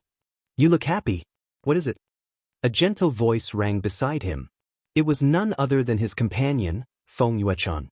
Li Baxin declared in a proud voice, "My junior brother has come to the Cloud River battlefield." Feng Yuechan looked surprised. "Already?" She didn't bother asking who. There was only one person in the entire Jiuzhou whom Li Baxin addressed as junior brother, and that was Lu Yi. His cultivation speed is impressive. "But of course. He's my junior brother." "You didn't ask him to join us, did you?" "We're not exactly in the best of situations right now." "Of course not. I told him we'll go look for him once we're done with our business." "I see." Suddenly, a grimace crossed Li Baxin's expression before he grabbed Feng Yuechan's shoulder. "They're here. Let's go." They immediately leaped on their swords and shot into the sky. Not a moment too soon, a dozen cultivators appeared from the horizon and gave chase. The leader of the group shouted angrily, "Surrender it now, Li Baxin." The sword cultivator merely laughed loudly. "You want it? Come take it." Earlier, while Feng Yuechan and Li Baxin were exploring a hidden realm, they had stolen its biggest reward from right under a bunch of 8th and 9th order cultivators' noses. Since then, the group had been hunting them down like bloodhounds. Lu Ye's prediction was spot on. If Li Baxin wasn't in a tight spot, he would have met up with Lu Yi as soon as possible. After wrapping up his exchange with Li Baxin, Lu Yi continued to travel toward Zhu Jia's location. Suddenly, he sensed something and looked behind him. He immediately saw a cultivator heading toward him at high speed. Judging from their speed and aura, they had to be a 7th order cultivator or higher. Lu Yi immediately concentrated on the person until he had a clear view of their appearance. The incoming cultivator was a young man in his 20s. His hands were folded behind his back, and he wore a small but confident smile on his face. His attire marked him as a combat cultivator, but Lu Yi did not dare trust in his assumption until he saw something concrete. After all, most cultivators would make an attempt to disguise their true cultivation faction. Generally speaking, it was difficult to determine one's cultivation faction based on their appearance alone. Pang Dehai was the best example of that. Lu Yi had always believed that the fat man was a spell cultivator, and he was. However, he was also a superbly durable body-tempering cultivator. Anyone who thought they could defeat him just because they had tactics that were specifically meant to counter a spell cultivator were going to have a bad time. Anyone who underestimated a cultivator's cunning was going to have a bad time in general. In Lu Ye's case, it didn't matter what the mysterious man's cultivation faction was. At his current strength, there was simply no way he could go up against a 7th or even 8th order cultivator. That was why he empowered his spirit boat with Windwalk and sped off after observing the cultivator for a bit. At the same time, he abruptly steered his spirit boat in a different direction. Unfortunately, the young man behind him changed directions as well. "He's chasing us, Lu Yi." At this point, even Yi noticed that something was wrong. "I know," Lu Yi replied grimly. Under any other circumstances, there was no way the young man would pursue them so doggedly. He was certain that he didn't know the young man, and the young man didn't know him.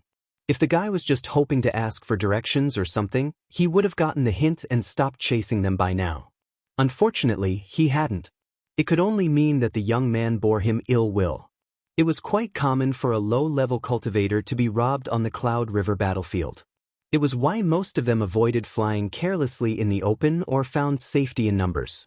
Otherwise, it was almost always going to end badly for the weaker cultivator. If they belonged to the same faction, then the robber might still let them go. But if they were enemies, then the weaker cultivator was going to lose not just their possessions, but also their lives.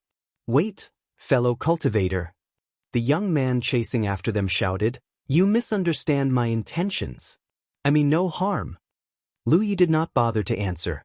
The young man had homed in on them like an eagle chasing after a rat. Only a complete idiot would believe that he meant well. "I'm going to get angry if you keep this up, fellow cultivator," the young man hollered again. Lu Yi ignored him again. Unfortunately, he was unable to shake off the young man despite having empowered his spirit boat with Windwalk. Not only that, the distance between them was shortening bit by bit. They were 4, maybe even 5 minor realms apart. Naturally, the difference between their flight speed was night and day as well. If Lu Yi didn't have Windwalk, he would have been caught a long time ago. Meanwhile, the young man was incredibly surprised that Lu Yi managed to elude his grasp for so long. From his perspective, Lu Yi was just a 3rd order cultivator, while he was a 7th order cultivator. Normally, it should be impossible for Lu Yi to escape him for this long. Greed flashed across the young man's eyes. From his perspective, the only way Lu Yi was able to stay ahead of him was the spirit boat. It had to be an exceptional flying spirit artifact.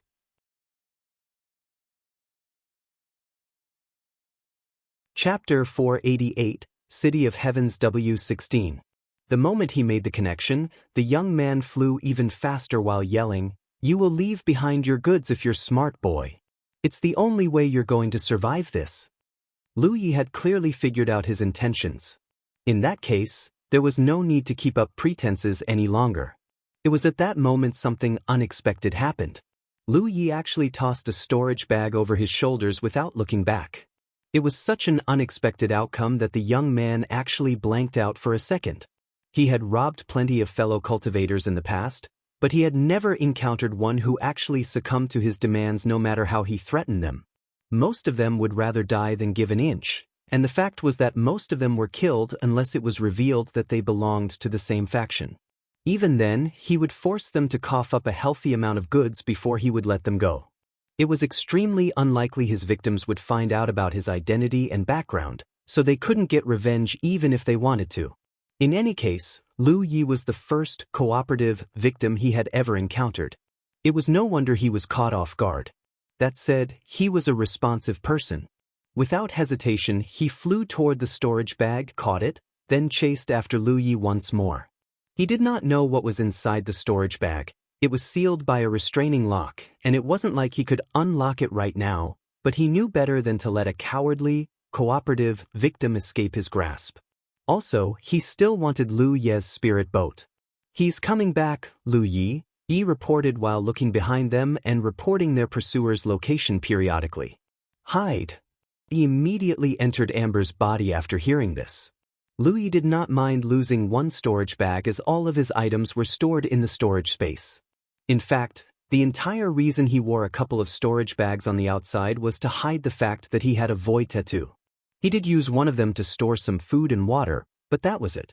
Lu Yi had been hoping that their pursuer would be satisfied with the storage bag, but the young man proved to be greedier than expected. He would not stop until he robbed Lu Yi blind. Realizing the severity of their situation, he immediately checked his 10-point map. Meanwhile, the young man was yelling again, "Give me your spirit boat, and I promise I won't pursue you any longer." A few seconds later, he added as if realizing how nonsensical his demand sounded. "I swear on the heavens." Did he seriously just swear on the heavens? A robber? Lu Yi just barely stopped himself from laughing at the irony. He put away his 10-point map and channeled his spiritual power. There was a soft whoosh as a pair of fiery red wings expanded behind his back. It looked absolutely gorgeous under the sunlight. Then, he put away his spirit boat, empowered himself with windwalk, and soared faster than ever before.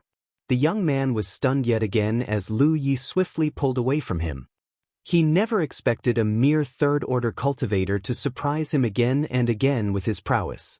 The revelation only fanned his flames of greed higher though. Generally speaking, extraordinary cultivators like Lu Yi were also incredibly wealthy. Robbing him would be like robbing 7 or 8 ordinary cultivators at once.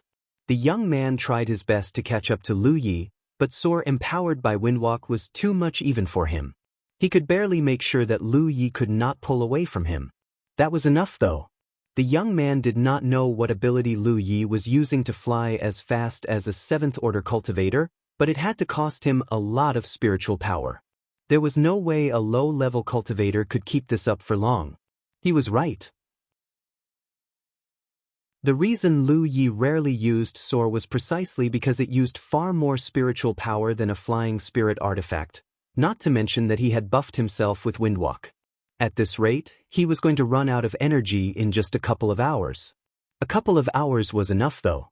For hours later, the young man realized his error. It was one that filled him with incredulity, anger, and regret.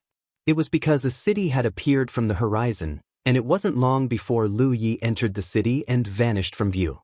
There were many cities in the Cloud River battlefield, but unlike the Spirit Creek battlefield, no mortals lived in these cities. In fact, there were next to no mortals in the entire Cloud River battlefield. Generally speaking, the only ones who frequented the Cloud River battlefield were, of course, Jianghu Cloud River realm cultivators. Most of the cities in the Cloud River battlefield were founded by the Divine Trade Association, so they did not have a unique name of their own. Instead, they were addressed as City of Heaven XXX. For example, the City of Heaven's Lu Yi just entered was designated as City of Heaven's W16, the W in W16 meaning west. The city was built huge as it was meant to serve Cloud River realm cultivators. Otherwise, the collateral damage alone would have driven the Divine Trade Association into insanity. Each and every building was at least tens or even hundreds of meters away from each other. From the sky, they looked like ghost stones on a board. At the center of the city was a massive building owned by the Divine Trade Association. There were 2 types of cultivators in the Cloud River battlefield. The first type were those who owned an arcane glade. These cultivators rarely left the confines of their arcane glade unless absolutely necessary. They would schedule their departure ahead of time, plan shifts if one or more members had to leave within the same time frame, and generally ensure that the arcane glade was properly protected all the time. Those who failed to practice proper security measures would most likely lose their arcane glade like Lu Yi and Cultivation had.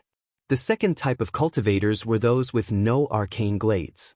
As these cultivators did not have a home they could return to per se, they usually roamed the Cloud River battlefield alone or in small groups in search of opportunities.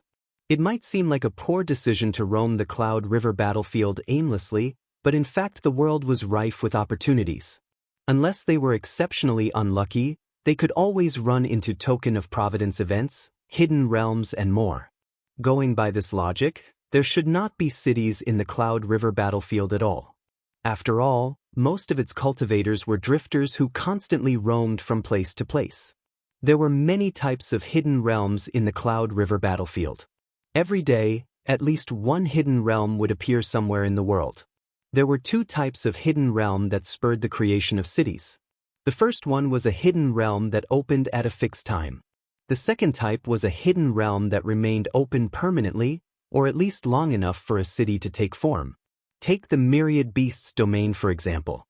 If the old man who spoke to Lu Yi was correct, the Myriad Beasts domain should transform into a permanently open hidden realm that cultivators could enter after paying a certain price. For obvious reasons, the Myriad Beasts domain was only going to attract beast tamers. Even so, it was inevitable that a city would eventually be formed around the entrance to the hidden realm. City of Heaven's W16 was one such city. There was a nearby hidden realm that would open for 5 days every month. It was a maze-like hidden realm filled with all sorts of traps and opportunities. If a cultivator was lucky enough, they could even obtain amulets of all colors. Hidden realms like these were adored by cultivators as a matter of course. Countless cultivators would gather in the city days before the hidden realm was opened. There were even people who chose to settle in the city permanently so they could explore the hidden realm every month. Lu Yi did not actually know that City of Heaven's W16 was situated next to a hidden realm. He was just looking for the closest available refuge when he was checking his 10-point map. The city didn't have too many rules because it took power to enforce them. In-city flight was also allowed because almost everyone was a Cloud River Realm cultivator. Cultivators could be seen flying up and down the city all the time. It was bustling and lively in a way that was unique to cultivators. The city's population was fairly low as a matter of course, but there were at least 1,000 cultivators at all times. There was no such thing as a street as the buildings were set quite far apart from each other. Their architectural styles largely differed as well. There were houses, stores, public structures and more. Despite the traffic, conflicts rarely broke out inside the city. After all, it was entirely possible for a small scuffle to escalate into a large-scale conflict depending on the situation. Also, they weren't kids anymore. No one would do something that might anger the public without good reason. Lu Yi had visited a City of Heaven when he was at the Spirit Creek battlefield, but the vibe of this city was completely different from what he remembered. For a while, he simply walked around the city and enjoyed the sights until he found a spirit fruit store. He could tell from its traffic alone that it was a popular store. When he stepped inside, he discovered that the spirit fruits were as varied as they were fragrant. He wondered if they had any special effects. When he called over a shop assistant and asked him about it, he learned that the spirit fruits were sourced from all over Jianghu. Specifically, they were brought over by the cultivators of the owner's sect. Some spirit fruits were more special than the other, but they all restored spiritual power to a certain degree. One thing was certain, these spirit fruits weren't too valuable. They would not be placed out in the open and sold in bulk otherwise. Lu Yi inquired about the price before paying 100 middle-grade spirit stones to purchase 400 to 500 spirit fruits of all kinds. He stored them all in his storage space. After he left the store, he grabbed 2 fruits out of his storage space, fed one to Amber, and took a bite from the other. He was pleasantly surprised to find that the flesh tasted juicy, crispy, and sweet. A while later, Lu Yi dropped the core on the floor and looked up at his destination. It was the central building of the Divine Trade Association. He had frequented the Divine Trade Association many times in the past, but he had never seen a building as large as the one before his eyes.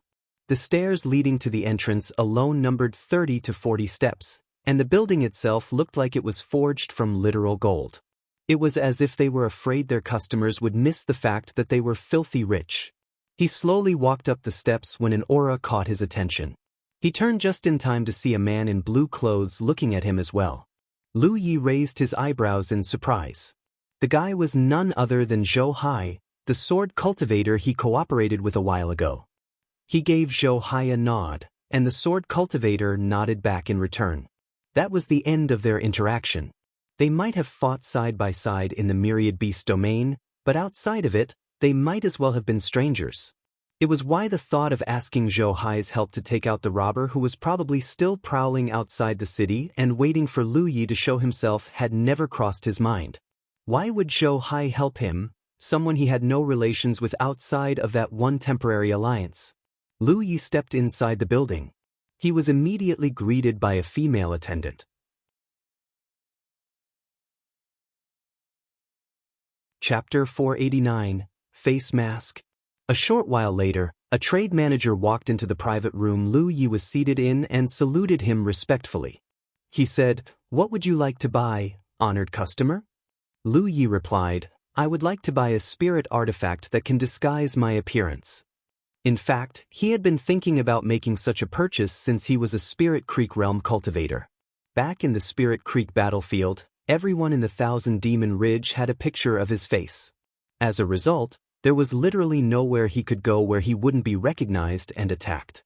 The reason he hadn't bought such a spirit artifact back then was because of Amber. There was practically no one in the Spirit Creek battlefield who didn't know that the Vanquisher of Sex owned a white tiger. Why buy the spirit artifact when one look at Amber was all his enemies needed to identify him? That was no longer the case since he obtained a spirit beast bag from the Myriad Beasts domain. Now that he had the option to hide Amber in the spirit beast bag, he could actually disguise himself with a spirit artifact and stay anonymous. No one would ever realize he was Lu Yi of the Crimson Blood sect unless he revealed himself. Moreover, no one except Lan Zi had recognized him yet because the Spirit Creek battlefield and the Cloud River battlefield were two completely different worlds. The champion of the Spirit Creek battlefield might not necessarily be able to reign supreme after ascending to the Cloud River battlefield. This was a battlefield full of geniuses and elites. No one would purposely hunt down a newly ascended Cloud River realm cultivator when there were better prey out there. That said, Lu Yi had a feeling that the Thousand Demon Ridge hadn't forgotten about him. As he grew stronger, he would catch significantly more attention as well. It was better to prepare now than to regret his lack of preparation later. A spirit artifact that can disguise your appearance? The manager looked troubled. That is not an easy request to fulfill, honored customer. Are you out of stock or something? That's not it. Generally speaking, a spirit artifact that can disguise one's appearance or even their aura isn't sold in the Divine Trade Association. In fact, spirit artifacts with unique properties are usually purchasable in the Vault of Providence only. Yes, that means you can only buy it using contribution points. In your case, a lot of contribution points. Lu Yi wasn't aware of this. He asked, "How expensive are we talking here?" 10,000 contribution points at the minimum. That was seriously expensive. It wasn't like Lu Yi did not have the contribution points to spare, but 10,000 was an investment even he had to consider seriously, not to mention that he was just preparing for the future. It wasn't like he needed it right here and now. Besides that, I must warn you that spirit artifacts like these are generally quite fragile. It is entirely possible for them to be damaged in battle. The manager paused for a moment to observe Lu Yi before continuing. On the other hand, if you're only looking to disguise your face, might I suggest buying a set of face masks? Not only do we have face masks of all shapes and sizes, they're sold at a fairly cheap price. Your storage bag won't hurt even if you lose all of them. Face masks, you say? Would you like me to bring them to you, honored customer? Please. Very well. Please give me a moment, the manager said before leaving to procure the items. A while later, he returned with what looked like a cosmetic box and pressed down on two side buttons. A click later, the box opened to reveal a bright mirror at the upper compartment and a thick stack of exquisitely crafted face masks at the lower compartment. Lu Yi counted 8 face masks in the cosmetic box in total. The topmost mask featured the snarling, fang-bared face of a green ghost. The second mask featured a white fox with a pointed mouth and slanted eyes. The rest of the face masks were different not just in appearance, but in art style as well. You may try them out if you want, honored customer.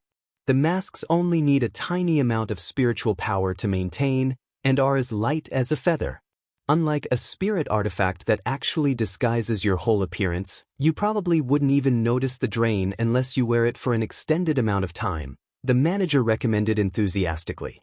Lu Yi inspected the goods for a bit before picking up the white fox face mask. He then carefully put it on his face. At first, he thought he would need to adjust the face mask, but it automatically clung to his skin upon contact. There was a cool sensation until it disappeared a few seconds later. If not for the fact that the face mask had to be maintained with a trickle of spiritual power, he wouldn't even notice that he was wearing it. His eyesight was completely unobstructed, and when he looked down at the mirror at the upper compartment, he saw a white fox with a pointed mouth and slanted eyes looking back at himself. The thick purple eyeshadows beneath his, or rather, the face mask's, eyes gave him a ghastly appearance. Lu Yi found the item quite interesting. It didn't take a genius to see that the crafter was extremely attentive. Each pattern and line had been crafted with the utmost care. More importantly, the face masks came in a set of 8. He could switch them if one of them had worn out its welcome per SEE. Lu Yi removed the white fox face mask before putting on a different mask. This time, the mirror reflected a sultry woman's face with unblemished skin and soft red lips. Beside him, he could hear barely suppressed laughter leaking out of Amber's body. Lu Yi expressionlessly returned the face mask into the cosmetic box before giving it a light slap. How much does it cost? The manager immediately perked up. It's only 320 middle-grade spirit stones. A bargain in my opinion. To us. If he divided the price by 8, it meant that each mask cost only 40 middle-grade spirit stones. He could not help but recall the first few times he entered the Divine Trade Association. At the time, he had haggled with the manager like a housewife in the market. Today, his days of poverty were long behind him. It was why he did not hesitate to pay the manager on the spot. After he stored the cosmetic box safely in his storage space, Lu Yi added, "I would like a room, please." He did not know if the young man who tried to rob him earlier was still around. He might even be spying on him right now. That was why he decided to stay the night in the Divine Trade Association. He did not think that the young man would risk it though. Lu Yi knew he didn't have many friends he could count on in the Cloud River battlefield, but the young man didn't know that. For all he knew, Lu Yi could message his friends and get them to kick his ass to Kingdom Come. The reward just wasn't worth the risk. Soon, Lu Yi found himself resting inside a guest room on the 3rd floor. It should not need to be said, but the living conditions of the guest room were far more comfortable than the wilderness or an arcane glade. He resumed his cultivation only after he had ordered a tableful of food and enjoyed a satisfying meal with Amber. He set up the circle of boon and placed a couple of high-grade spirit stones at key locations of the ward. This would increase the room's concentration of world spiritual chi drastically. He also placed a dragon scale in the middle of the circle of boon so that he and Amber could absorb its blood chi. Lu Yi had obtained a total of 5 dragon scales during his visit to the Dragon Spring. There was far more blood chi in the dragon scales as well. Lu Yi had given Amber 1 dragon scale so it could consume its blood chi at its own time. He kept 1 for Jujia as well. The body-tempering cultivator was, well, a body-tempering cultivator, so the blood chi in the dragon scale would be greatly beneficial to him. Lu Yi was reading when suddenly a message entered his battlefield imprint. He wondered who it was when he saw that it was Xia Qianqian. To say he was surprised would be an understatement. Why would a 9th order cultivator like her seek out a 3rd order cultivator like him? Yes.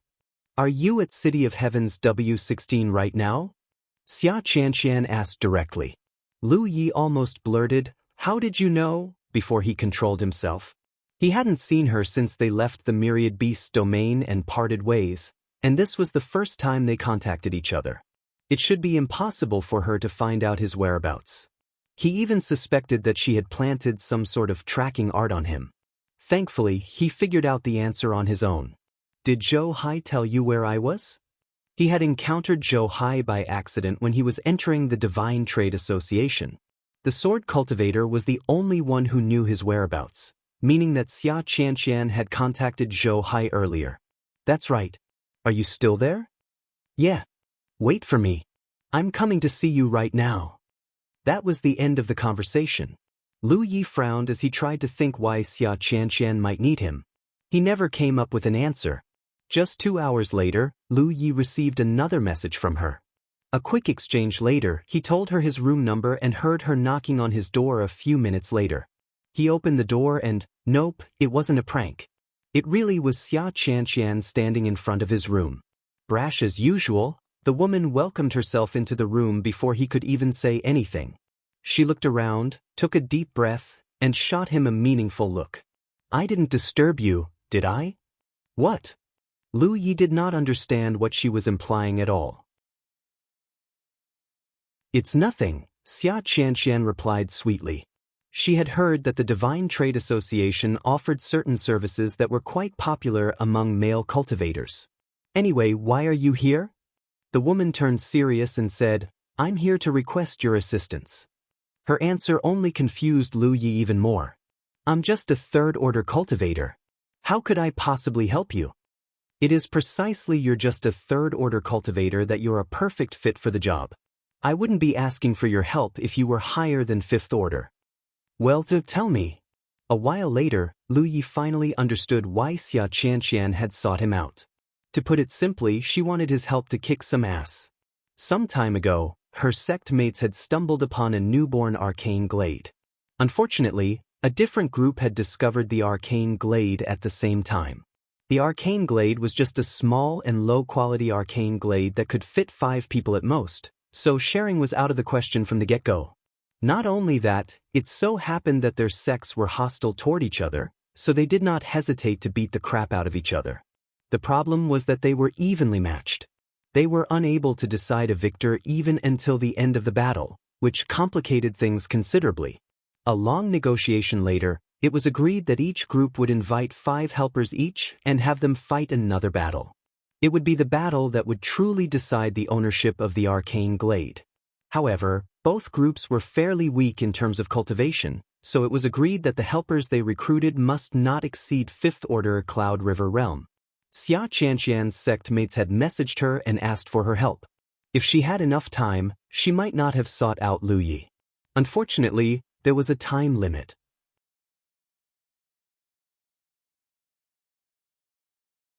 Chapter 490, Amulet Casket? Despite Xia Qianqian's best efforts, she only managed to recruit 1 helper before Lu Yi. The group was lacking 1 more.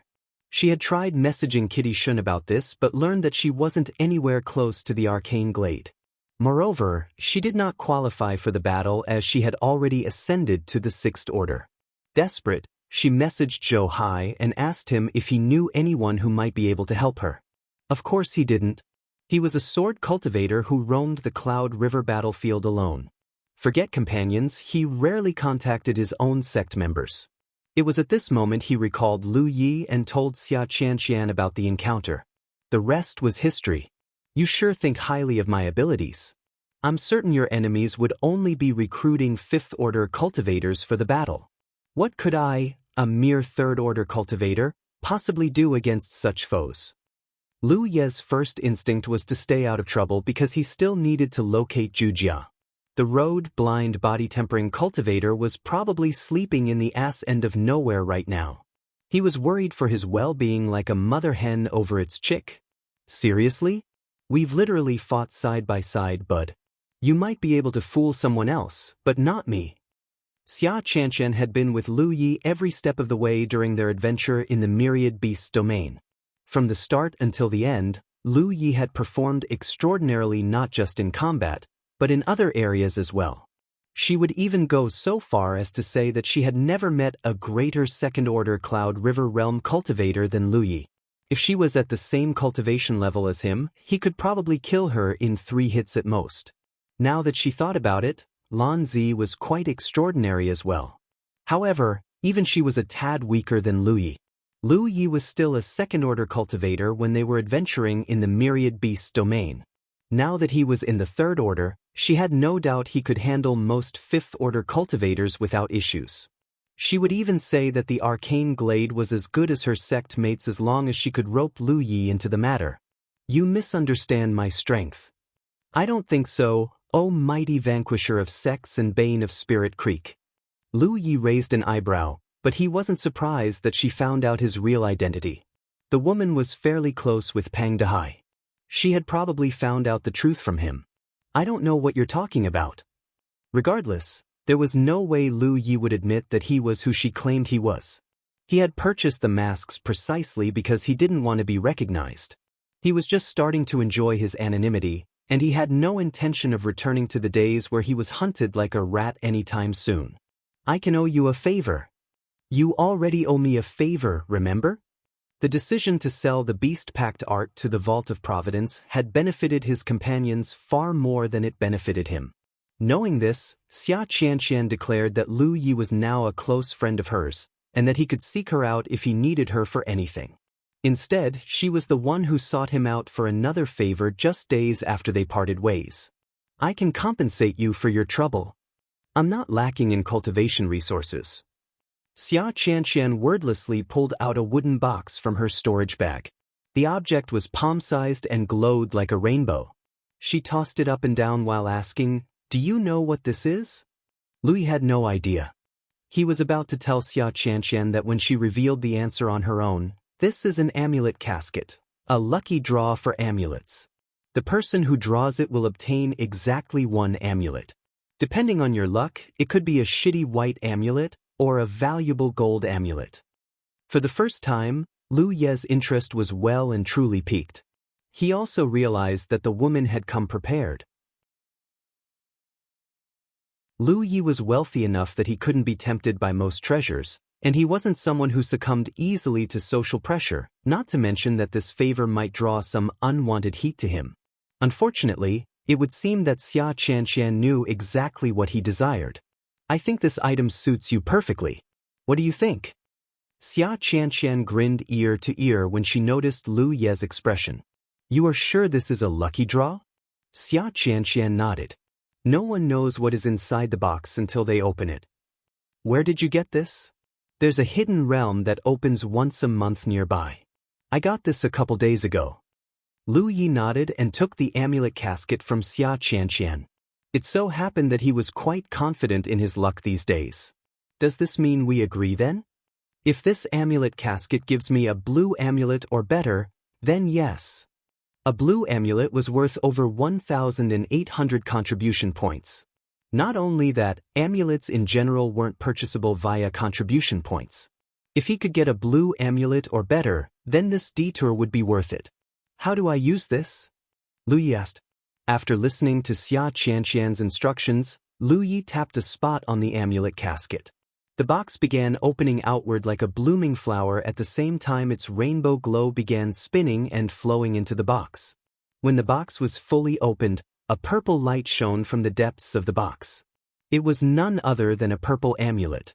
Xia Qianqian's eyes immediately widened like saucers. She already knew that Lu Yi was ridiculously lucky, but she still hadn't expected him to open a purple amulet from the amulet casket. She had opened at least 80 amulet caskets since entering the Cloud River battlefield, if not 100. To date, she had only opened 2 purple amulets from them. Most of them were white, some of them were green, and only a handful of them were blue. This was the first time Lu Yi opened an amulet casket, but he had obtained a purple amulet from it. To call him lucky would be an understatement. Xia Qianqian immediately slapped another amulet casket on his hand. "Open this for me." She would be crazy not to borrow his luck. Although her luck had visibly improved since selling the beast-packed art, it was nothing compared to Lu Ye's. She only had 2 amulet caskets in total. This was her last amulet casket since she had given the other one to Lu Yi. Just like before, Lu Yi tapped a spot on the amulet casket and waited for the amulet casket to open on its own.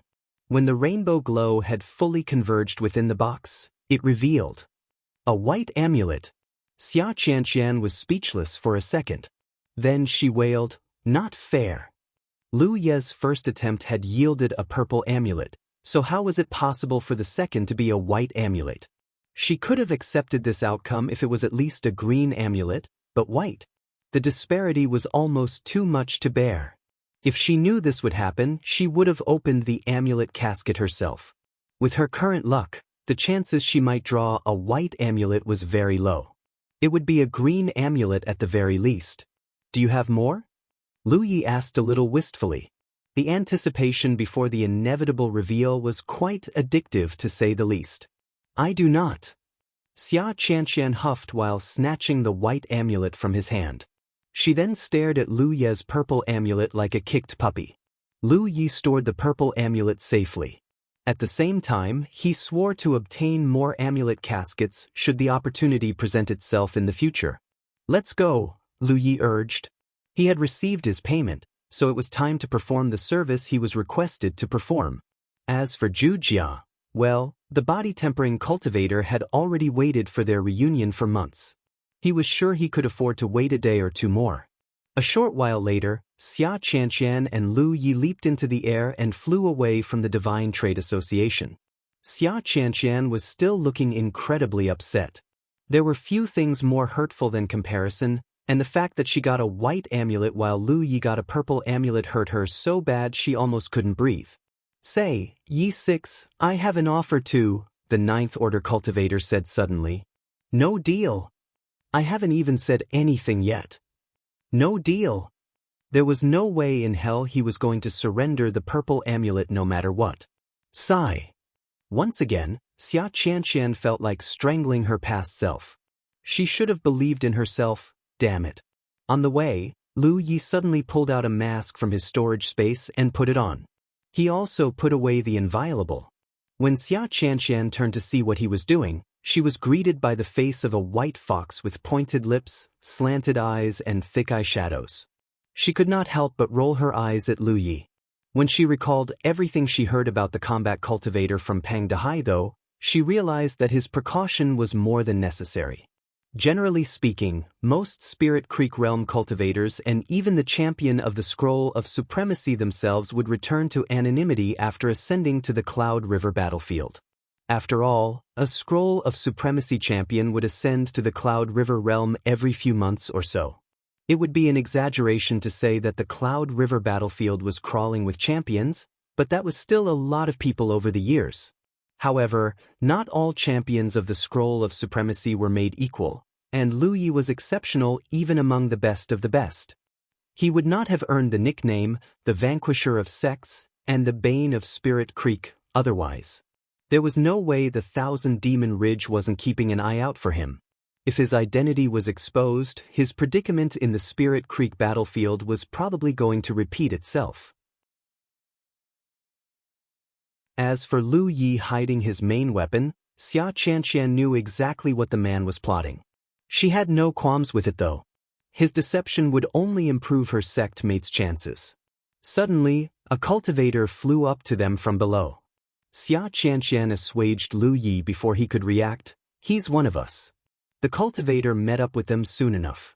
Judging from his tall stature and muscular body, he was clearly a body-tempering cultivator, a fifth-order body-tempering cultivator to be exact.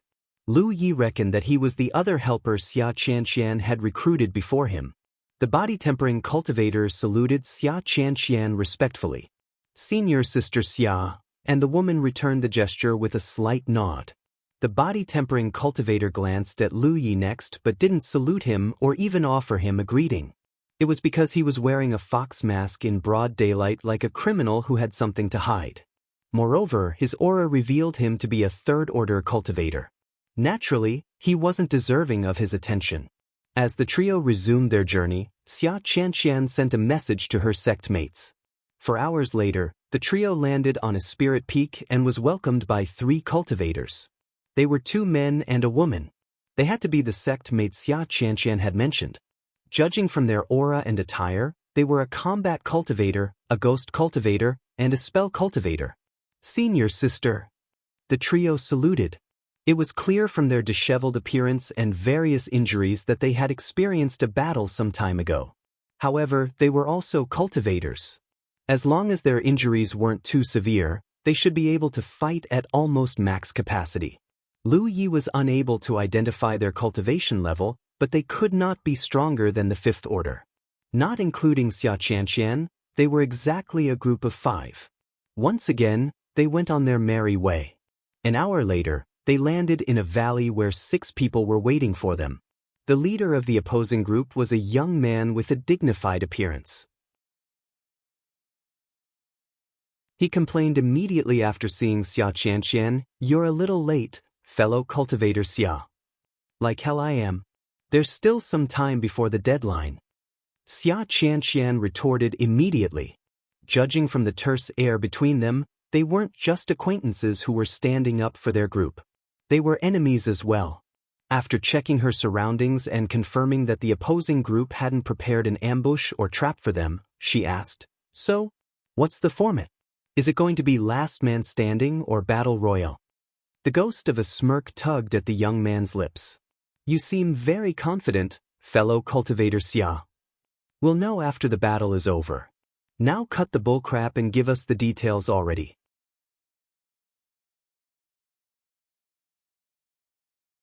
Chapter 491, Last Man Standing. The young man nodded. "Since you seem to be in a hurry, I shan't waste our time any longer. Let's have both a last man standing and a battle royal. If we still can't decide a victor that way, then you and I will fight one final battle. To put it simply, it will be a best of 3 to decide who gets the arcane glade. What do you think?" Xia Qianqian harumphed loudly while glaring at the young man. "I think you're itching to get your ass kicked." The young man simply smiled and continued, "Shall we start the battle immediately then? With this valley as the battlefield?" "Acceptable." This valley was neither too big nor too small. It was perfect for 5th Order Cloud River Realm cultivators to duke it out with each other, as no one could gain too much of a terrain advantage over the other person. After the negotiation was over, both the young man and Xia Qianqian led their respective group to a spirit peak on opposite sides of the valley. Lu Ye's group consisted of a body-tempering cultivator, 1 ghost cultivator, 2 combat cultivators, and 1 spell cultivator. At first glance, their group was incredibly suited for the battle royal. Unfortunately, their opponent's group was equally comprehensive.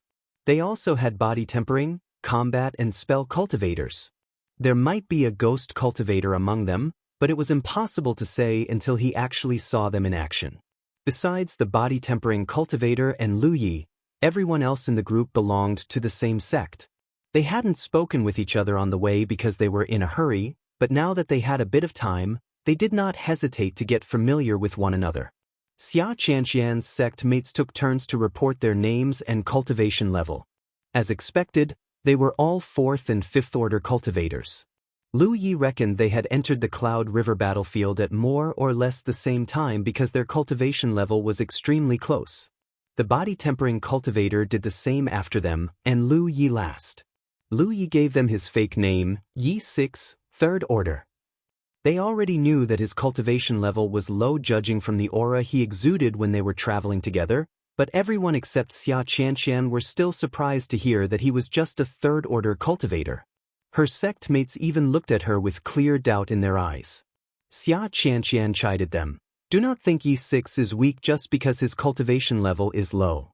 I dare say that none of you are a match for him in a 1 versus 1 fight." Everyone believed her, as there was no reason for Xia Qianqian to lie about such a thing. The group glanced at Lu Yi to get a better look at him, but unfortunately his fox mask hid his face. They didn't know what he looked like or what kind of expression he was even wearing right now. The other combat cultivator suggested, "Is it okay if we ask you to be our last man, fellow cultivator Yi?" Lu Yi nodded, as the arrangement would only benefit him.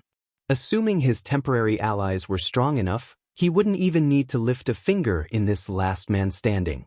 The combat cultivator continued, "As for me, I would like to fight the first battle. The rest will depend on how the situation goes. What do you think, senior sister?" Xia Qianqian nodded in approval. "We shall do as you say." Although she and the young man had answered their junior's call for help, they were 9th Order cultivators who could ascend to the real lake realm at any moment. They would rather not interfere with their juniors' businesses as much as possible. They might be able to protect them now, but they couldn't be their guardians forever. After obtaining Xia Qianqian's approval, the combat cultivator leaped out and landed at the center of the valley. The opposing group's first combatant did the same thing. Without further ado, the duo clashed against each other. A battle between Cloud River Realm cultivators was far more complicated than one between Spirit Creek Realm cultivators. At the very least, you rarely saw a Spirit Creek Realm cultivator suddenly flying into the sky in mid-action. They literally couldn't. Only Cloud River Realm cultivators could fly without aid. The combat cultivator's opponent was obviously a 5th Order cultivator.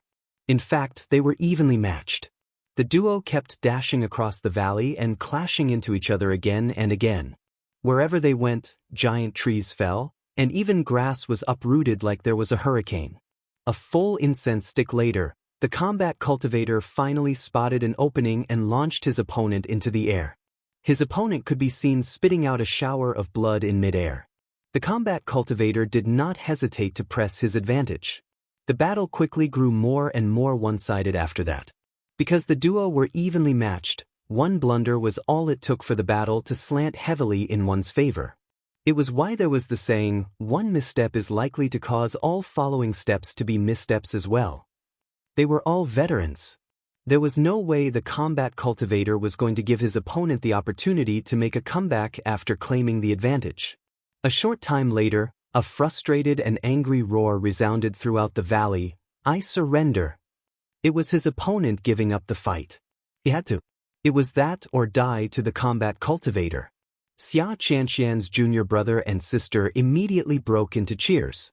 Even Xia Qianqian was smiling, thinking that her junior brother had done well for his fight.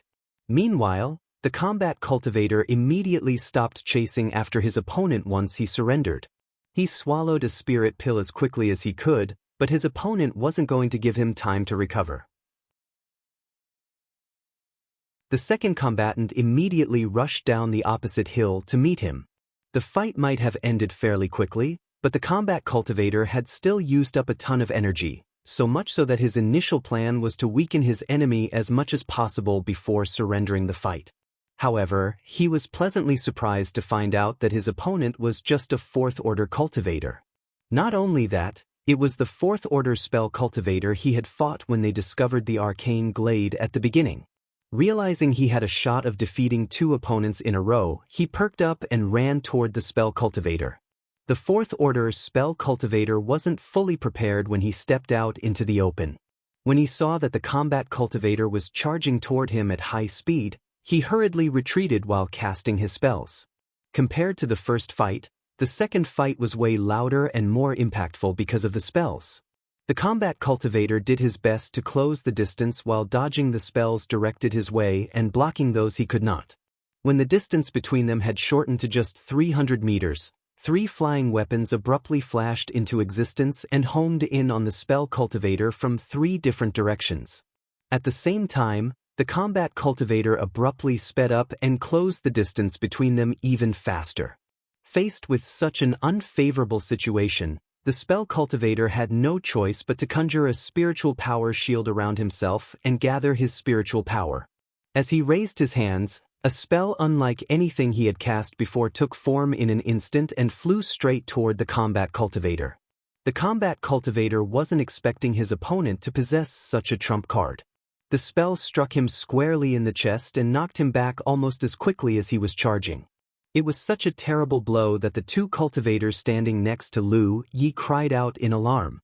However, the combat cultivator ultimately succeeded in his objective. His flying weapons pierced through the spell cultivator with ease and incapacitated him as well. The second battle had ended in a draw. 2 figures immediately flew down the spirit peaks. They were Xia Qianqian and the young man. After inspecting their junior's condition and confirming that they were unable to continue the battle any further, they carried them back to the spirit peaks. So far, Xia Qianqian's side had managed to defeat 2 opponents at the cost of 1. At first glance it looked like they held the upper hand, but the combat cultivator was completely incapacitated. There was no way he would be able to participate in the battle royale. Depending on who the enemy group sent next, they could easily overturn this advantage.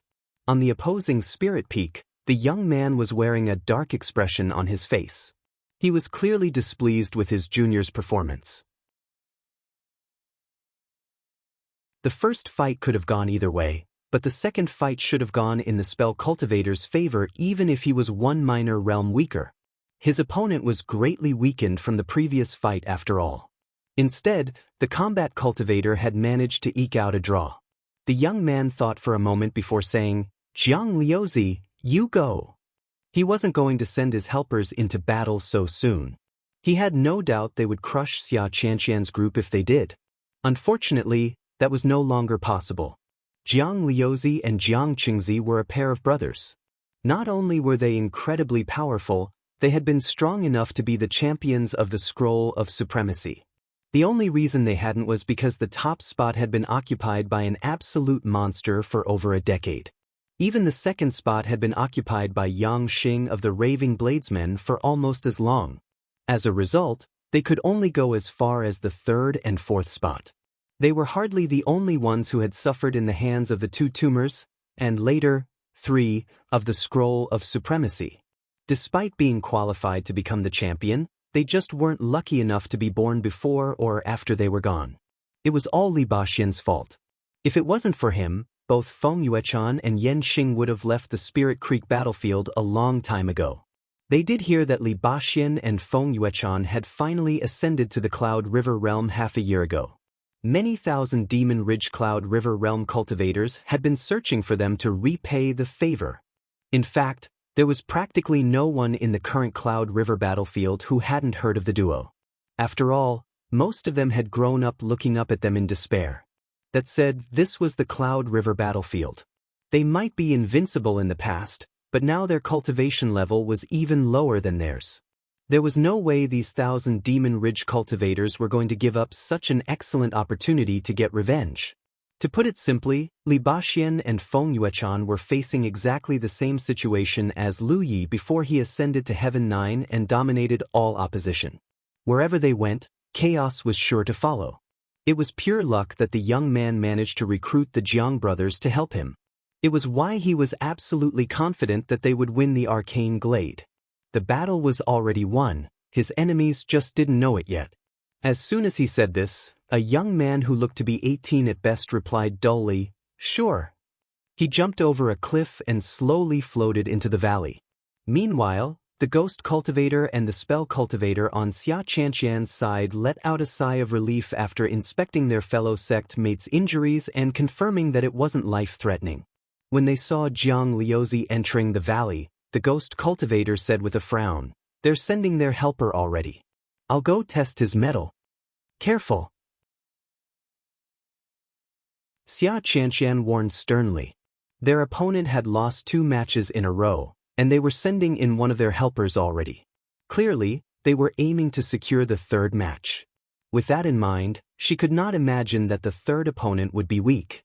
Ghost cultivators possessed a unique advantage over strong opponents, however. It did not matter what cultivation level their enemy was.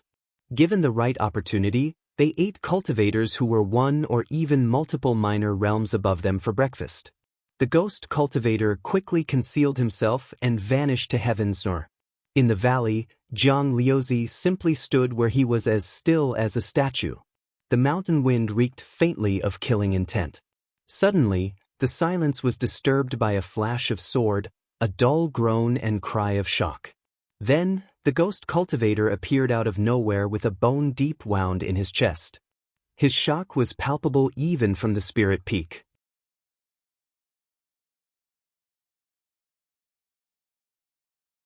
Chapter 492, I'll Go. There were many types of cultivators in Jiuzhou, but the worst matchup for a Ghost Cultivator was without a doubt a Ward Cultivator. It was because a Ward Cultivator could set up wards that would hinder a Ghost Cultivator in all sorts of ways.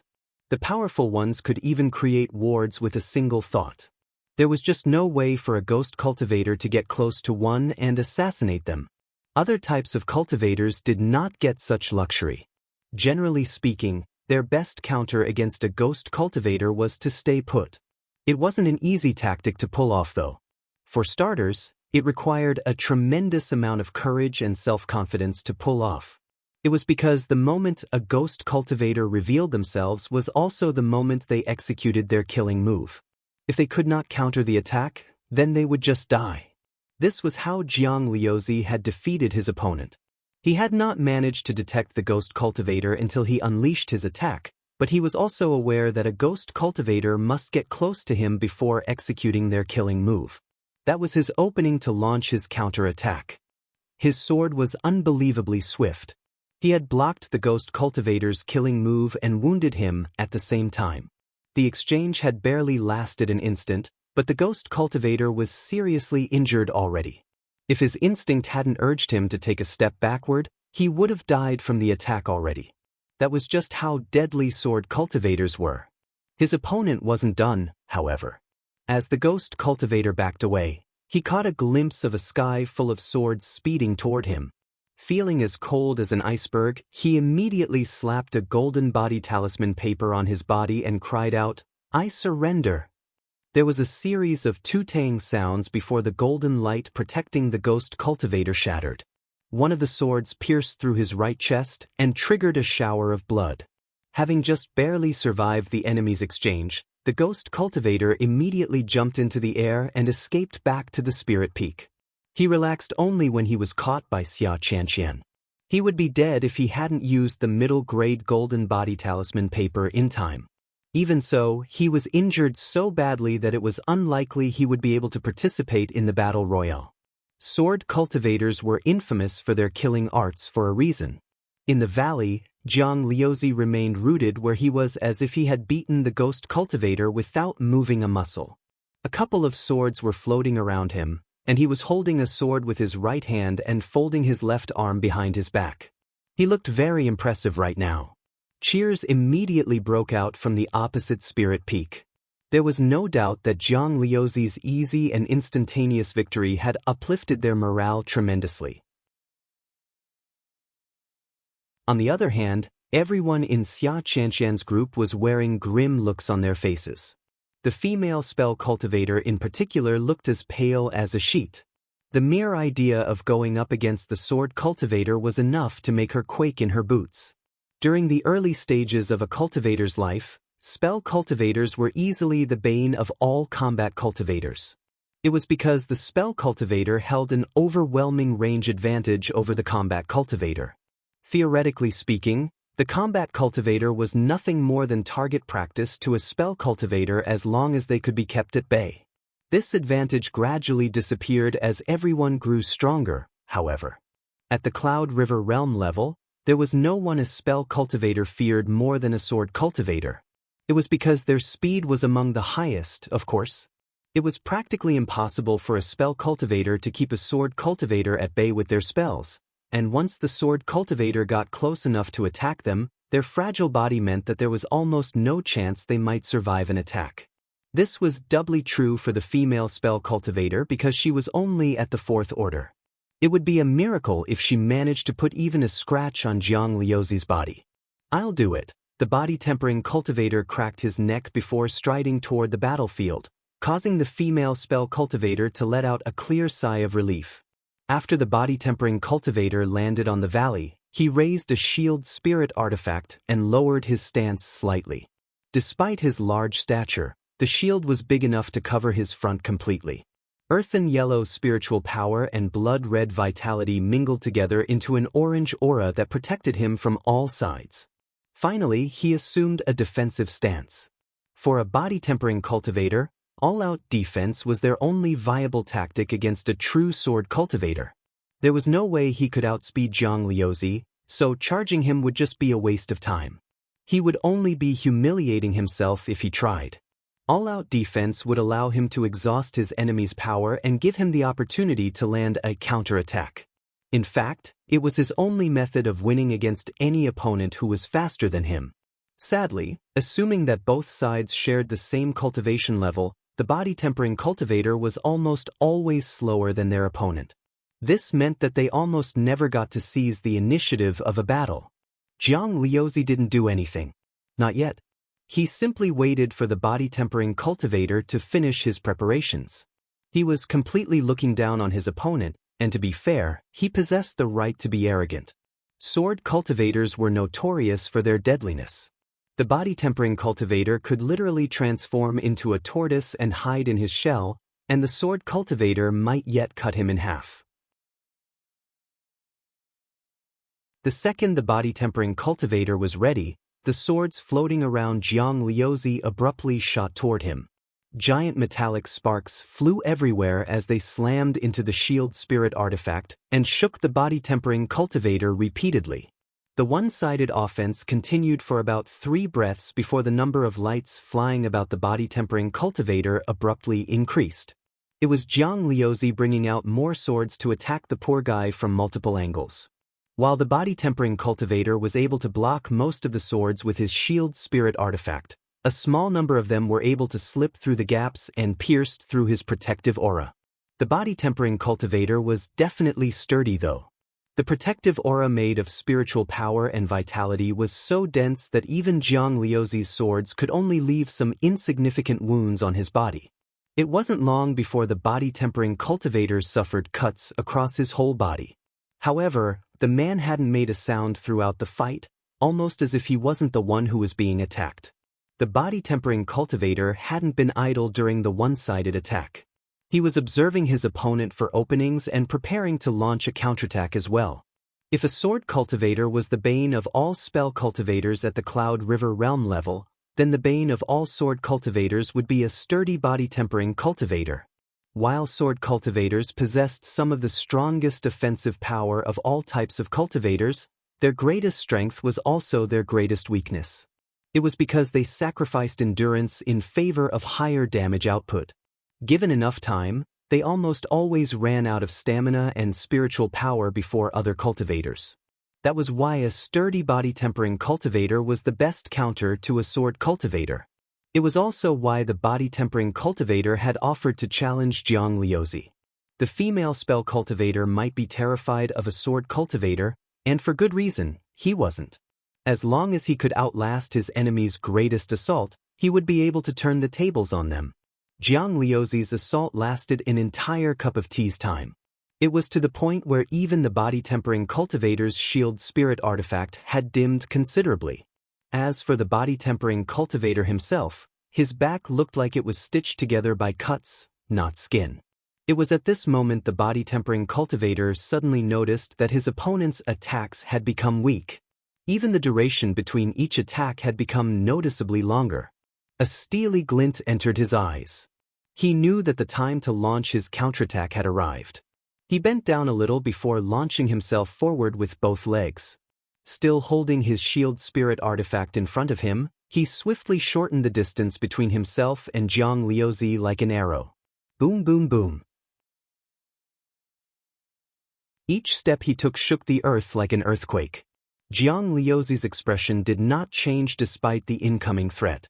At the same time, the sky of swords abruptly converged in front of him to form a gigantic sword. The sword was exactly 10 meters long. It emanated a terrifying amount of spiritual power. The body-tempering cultivator's pupils constricted when he realized the danger. He immediately came to a stop and raised his shield spirit artifact above his head. Crouching a little and sinking his feet into the ground, he cycled his vitality and spiritual power to the max and caused his orange aura to shine like the sun. Jiang Liuzi gestured at the body-tempering cultivator before whispering, "Cut!" The gigantic sword immediately dropped down on the body-tempering cultivator's head. There was a massive explosion as light filled the valley. For a time, the spectators could not even see what was going on the battlefield, much less perceive the state of the two combatants. When the light finally faded, Xia Qianqian was standing on the battlefield and blocking at least a dozen swords with a thick spiritual power shield. Lying on the ground behind her was the bloodied body-tempering cultivator. It was impossible to say if he was still alive. If Xia Qianqian hadn't rescued the body-tempering in time, Jiang Liuzi would have killed him, 100%. Jiang Liuzi raised his eyebrows. He was obviously displeased with the interruption. Xia Qianqian said expressionlessly, "He surrenders." Jiang Liuzi stubbornly held Xia Qianqian's gaze, however. The spell cultivator narrowed her eyes dangerously as she added, "Are you trying to provoke me? Are you sure?" On the opposite spirit peak, the young man called out, "Since fellow cultivator Xia has called for surrender on behalf of the body-tempering cultivator, let him go, Jiang Liuzi." He did not want to escalate this into an all-out, no-holds-barred battle. If he did, there was no way Jiang Liuzi was a match for Xia Qianqian. Their cultivation level was just too far apart. It was only then the sword cultivator finally withdrew his sword. Xia Qianqian stared at him for a while longer before wrapping the unconscious body-tempering cultivator with her spiritual power and carrying him back to the spirit peak. The sword cultivator remained unmoved. He resembled an invincible war god. On the spirit peak, the fourth order spell cultivator looked like she could cry at any moment. Senior sister, there's no way I can fight that guy. Jianghu was able to crush even a fifth order body tempering cultivator. What could she, a fourth order spell cultivator, possibly do against him? Try to act cute and get him to lower his guard? Judging from his no-nonsense appearance, it would probably end in failure anyway. Meanwhile, Xia Qianqian was scrunching her pretty eyebrows while checking the body-tempering cultivator's injuries. So far, every single one of their cultivators had been seriously injured. Although they were not in danger of dying, it was impossible to expect them to participate in the battle royale. On the other hand, the enemy group had only lost their spell cultivator. Their first combatant, a combat cultivator, was still battle-ready. Her fears had come true. The situation was extremely disadvantageous toward them right now. She looked at Lu Yi. The plan was for him to go last, but it would seem that that was no longer possible. I'll go. Lu Yi got the message and stepped forward. He didn't care when his turn was. He had been paid to participate in this battle, and so he would. The sword cultivator named Jianghu was definitely exceptional. Lu Yi reckoned that he was at least a top 10 ranker back on the Spirit Creek battlefield. But so what? During the few months he dominated the Scroll of Supremacy, Lan Zi was the only one who earned his respect. Everyone else was trash compared to her. He was a little disadvantaged, sure. He was 2 minor realms lower than his enemy. But again, so what? Since he became a cultivator, he had always fought enemies who were technically stronger than him and came out ahead. He slowly descended to the valley and stopped about 160 meters away from Jianghu.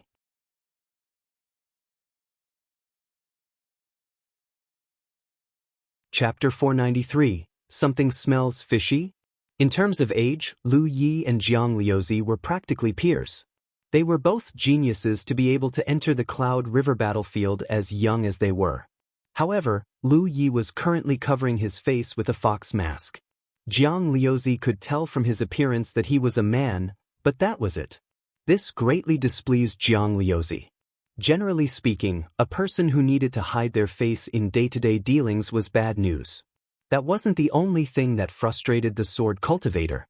He was unable to tell what type of cultivator Lu Yi was. At first glance, Lu Yi looked like a combat cultivator. Only a combat cultivator would choose to wear tight-fitting clothes that did not restrict their movement. On the opposite spectrum, only spell cultivators would choose to wear baggy clothes with massive sleeves. On the other hand, Lu Yi was also carrying a small, white-colored spirit beast on his shoulder, so perhaps he was a beast tamer. He could not say for certain though. There were many cultivators who took a spirit beast with them on their journey, but not all of them were beast tamers. So, he was facing off against someone who might or might not be a combat cultivator or a beast tamer. The thought alone made him, a sword cultivator who dedicated his life solely to the sword, feel like puking. The guy in front of him had to be a treacherous bastard who used deception and underhanded methods to win his battles, or he would not need these disguises. Speaking of disguises, the face mask he chose to cover his face was absolutely loathsome.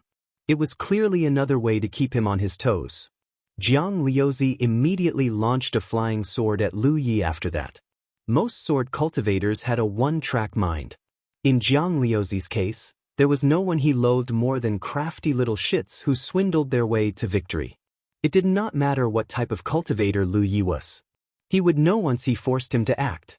The flying sword moved so fast that it crossed over 100 meters of distance in nearly an instant. Jianghu expected Lu Yi to dodge out of the way, but to his surprise, Lu Yi responded by unleashing a flying weapon of his own. Sparks erupted from the point of impact as sword clashed against sword. He's fast. For the first time, a sliver of eagerness entered Jianghu's expression. Although the exchange was brief, it was enough for him to glimpse a lot of things. For starters, he could tell that his opponent possessed incredible reaction speed. Second, he was tremendously confident in his own abilities. He would not have been able to remain calm and react perfectly to a sword cultivator's sword otherwise. This was exactly the type of opponent a sword cultivator needed to face to hone themselves. He wouldn't say that his previous opponents were weak, but they were unable to draw out his interest at all because they lacked certain qualities. His first sword was blocked, but that was hardly the only flying weapon Jiang Liuzi possessed. Another 3 flew toward Lu Yi from different angles. Lu Yi met the attack head-on with another 3 flying weapons of his own. Clang, clang, clang. Metallic clangs resounded throughout the valley as the 6 swords clashed in the space between the 2 cultivators. It sounded like a mini-war was going on even though neither man moved a muscle. A short while later, Jiang Liuzi's expression morphed into surprise. It was because he realized that he was losing the flying weapon duel. They were both controlling 4 flying weapons, but his opponent's telekinesis skills were clearly superior to his. Not only was Lu Yi controlling his swords like his own finger, he noticed that the weapons would flash from time to time. Every time they did, their speed and power would increase drastically. Bastard! Just how strong is his mind to overcome me in a flying weapon duel? What shocked Jiang Liuzi even more was Lu Ye's spiritual power. He could sense that he was just a third-order Cloud River Realm cultivator. Jiang Liuzi was usually the one challenging opponents whose cultivation level was higher than his. He had never been on the receiving end and losing until now, not to mention that Lu Yi was 2 minor realms below him. It was so absurd that, for a second, he actually wondered if he was hallucinating. Realizing that his enemy was going to push back against him if he did not do something soon, Jiang Liuzi gritted his teeth and unleashed another 9 swords. If his skill wasn't on par with his enemies, then he would compensate for that weakness with quantity. The battle immediately climbed to a new level of intensity as a dozen swords chased after each other in the air. While keeping his enemies' flying weapons busy, Jiang Liuzi sent the rest after Lu Yi himself. Lu Yi still had swords to spare, however. His final 3 flying swords exited his weapon holder with a whoosh. The clash continued, and Jiang Liuzi felt even more frustrated than before. Despite having deployed at least a dozen flying swords, he was only able to fight Lu Yi to a standstill. In fact, he strongly suspected that Lu Yi could control more than 9 flying weapons. He could not possibly display the level of fine control he was displaying otherwise. He was right. Lu Yi could control more than 9 flying weapons. In fact, he could control more since he was just a mere Spirit Creek Realm cultivator. The reason he didn't refine more flying weapons was out of consideration of their offensive power and their upkeep when deployed. Lu Yi was a combat cultivator. He excelled in many areas thanks to the Tree of Glyphs, but his main fighting style was ultimately close-quarter combat.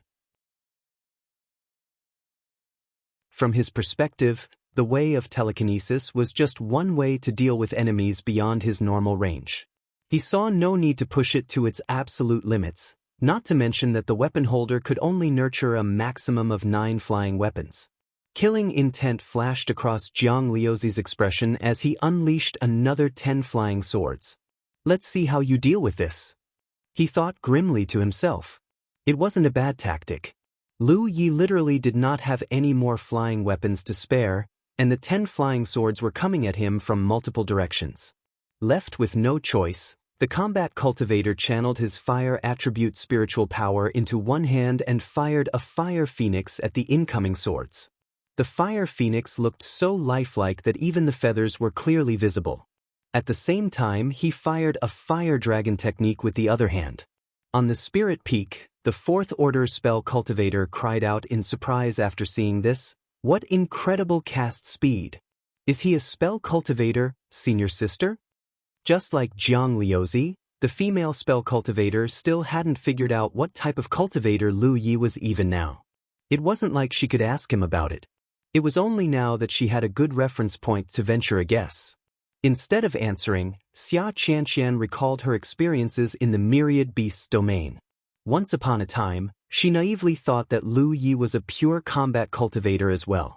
However, she gradually learned how wrong she was when Lu Yi displayed his attainment in beast taming, wards, spells, and more. Sometimes, Xia Qianqian literally wondered if Lu Yi was a monster clad in human skin. Was it truly possible for anyone to be this talented? There were countless wannabes who tried to dabble in multiple ways, especially during the start of their cultivation journey. Most of them failed miserably, and the few who succeeded never truly excelled in their secondary cultivations. Lu Yi was the only one she ever knew who dabbled in multiple ways and, against all odds, excelled in all of them. Just look at the spells he was casting right now. Anyone would have believed that he was a true spell cultivator judging from their power and cast speed. There was no way he could cast as quickly as he did if he hadn't invested an enormous amount of time into studying and practicing his spells. However, as someone who had fought side by side with Lu Yi, Xia Qianqian knew that that would be a huge mistake. In the valley, the battle had risen to a new crescendo after the probing stage was over. Swords and spells flew all over the battlefield. Lu Yi had picked up the Fire Phoenix technique and Fire Dragon technique way back when he cultivated the Red Lotus Sky Mnemonic. Naturally, he wouldn't forget these spell techniques. This was especially true for the Fire Phoenix technique. Ever since he obtained the glyph, Fire Phoenix, he had been getting better and better at casting the spell.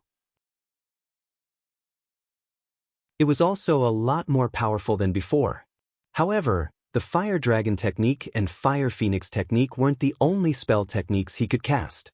He had unlocked many spell-type glyphs on the Tree of Glyphs including Golden Arc, Lightning Invoking, Leaf Dance, Fire, Water Arrow and Earth Protrusion. If he constructed the glyphs individually, he could totally use them to blast his enemies into smithereens. Of course, he could also use them to set up offensive wards and so on. It all depended on where and how he applied the glyphs.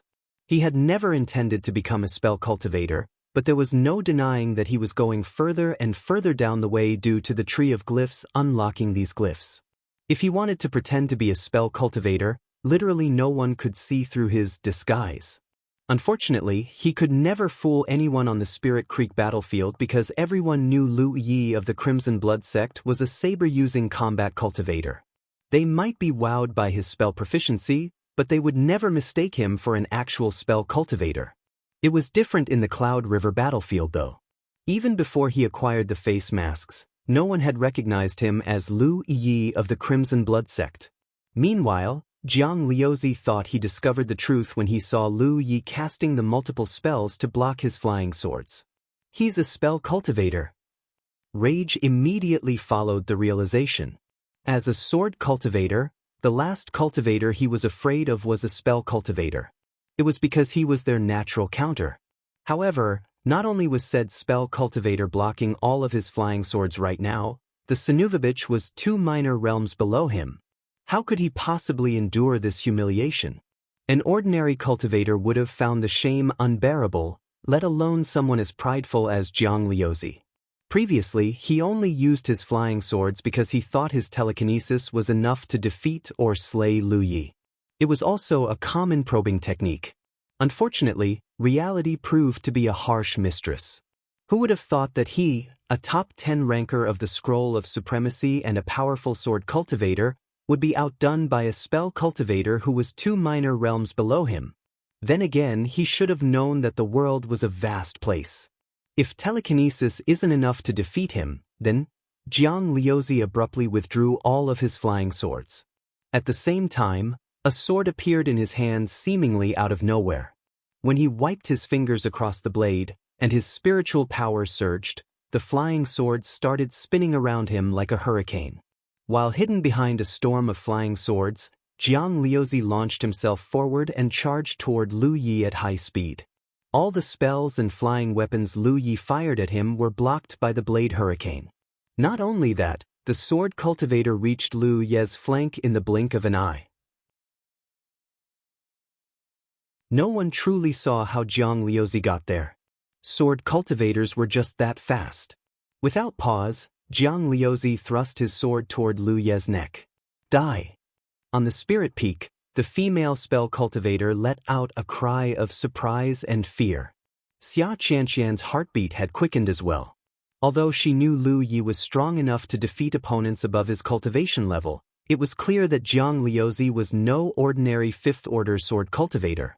It was a coin toss whether Lu Yi could actually defeat his opponent. Jiang Liuzi was sure he could kill Lu Yi with the strike, but his expression morphed into shock all of a sudden. It was because he noticed a saber appearing in Lu Yi's hand at the same time he thrust his sword forward. Something smells fishy about this. Lu Ye's raging spiritual power was abruptly withdrawn into his body. At the same time, he placed one hand on the inviolable and another on the sheath. His vitality began churning and mingling with ambers. His right arm swelled a little, and there was a brief lull that was not unlike the calm before the storm. Then, violent energy poured out of Lu Yi like a volcanic eruption. The saber left its sheath, spilling blood and sending Jiang Liuzi flying even faster than he was charging earlier. His eyes widened in disbelief even as he did his best to catch himself. The saber flashed again, and a crescent-shaped energy flew straight toward him. That wasn't all. Lu Yi kicked off the ground hard enough to crack it and followed behind his own energy attack like a shadow. At the same time, he controlled all 9 of his flying weapons to attack Jiang Liuzi from all sides.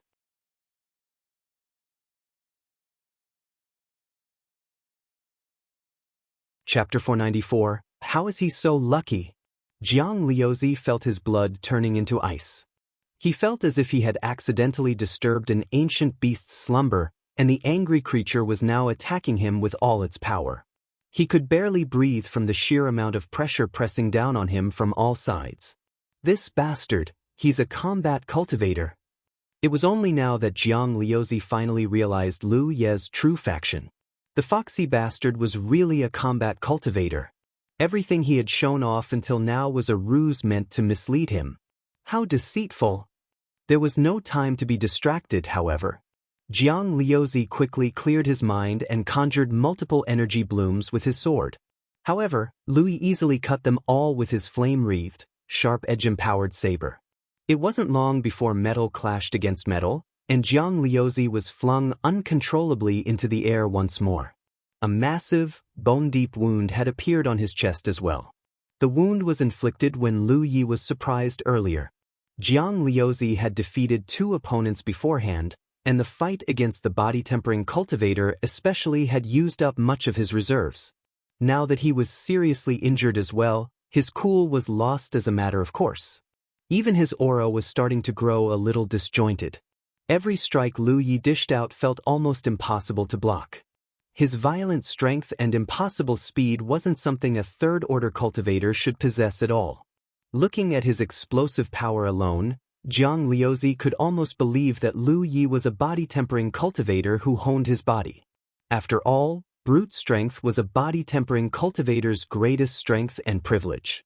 His speed, though, that was something even he, a fifth-order sword cultivator, could not hope to match. As if that wasn't bad enough, something was extremely off about his saber. Sometimes, a blow would feel as light as a feather. Sometimes, he felt as if he was trying to block a literal mountain. The only warning he got was the intermittent flashes. It was impossible to guard against it effectively. No matter how much he backed away, he was unable to weaken his opponent's storm-like assault by even a little. In less than 10 breaths, he had suffered a couple more wounds that exposed his bones. The worst of them all was a penetrating wound. Normally, a penetrating wound wasn't a big problem as long as it didn't hit a vital spot, but Jiang Liuzi clearly felt something erupting inside his body right as the saber pierced through his flesh. It was many tiny spikes skewering his internal organs. His energy was swiftly leaving his body. He was literally seeing double due to how much blood he had lost. Despite this, he refused to surrender the battle. He was a sword cultivator, and a sword cultivator would rather break than bend to another. He would rather die than surrender to his enemy. If he had one regret, it would be falling for Lu Ye's ruse just because his spells looked as impressive as a spell cultivator's. If he wasn't so certain in his judgment, he might have been able to avoid taking that decisive blow and put on a better fight. The sword cultivator had encountered plenty of deceitful people in his life, but he had never encountered one as cunning as Lu Yi. His earlier performance was just too convincing. Since when was a combat cultivator capable of casting a large variety of spells at high speed? The spells were pretty powerful as well.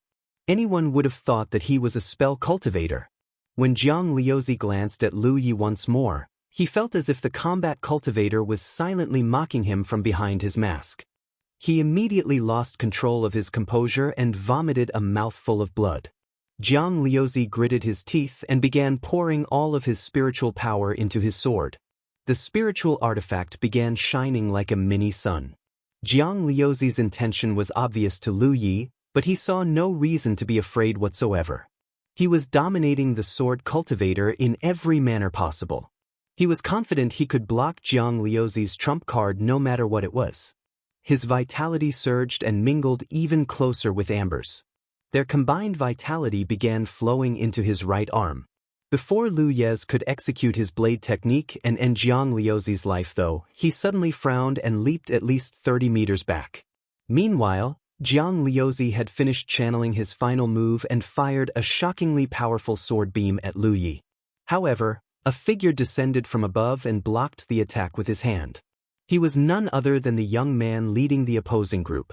The young man was in the 9th order, but Jiang Liuzi's final move still managed to drive him back a few steps and disturb his aura a little. After he caught his footing, he faced toward Lu Yi and declared with a frown, "I surrender on behalf of my companion." He could do this because Xia Qianqian had set a precedent earlier.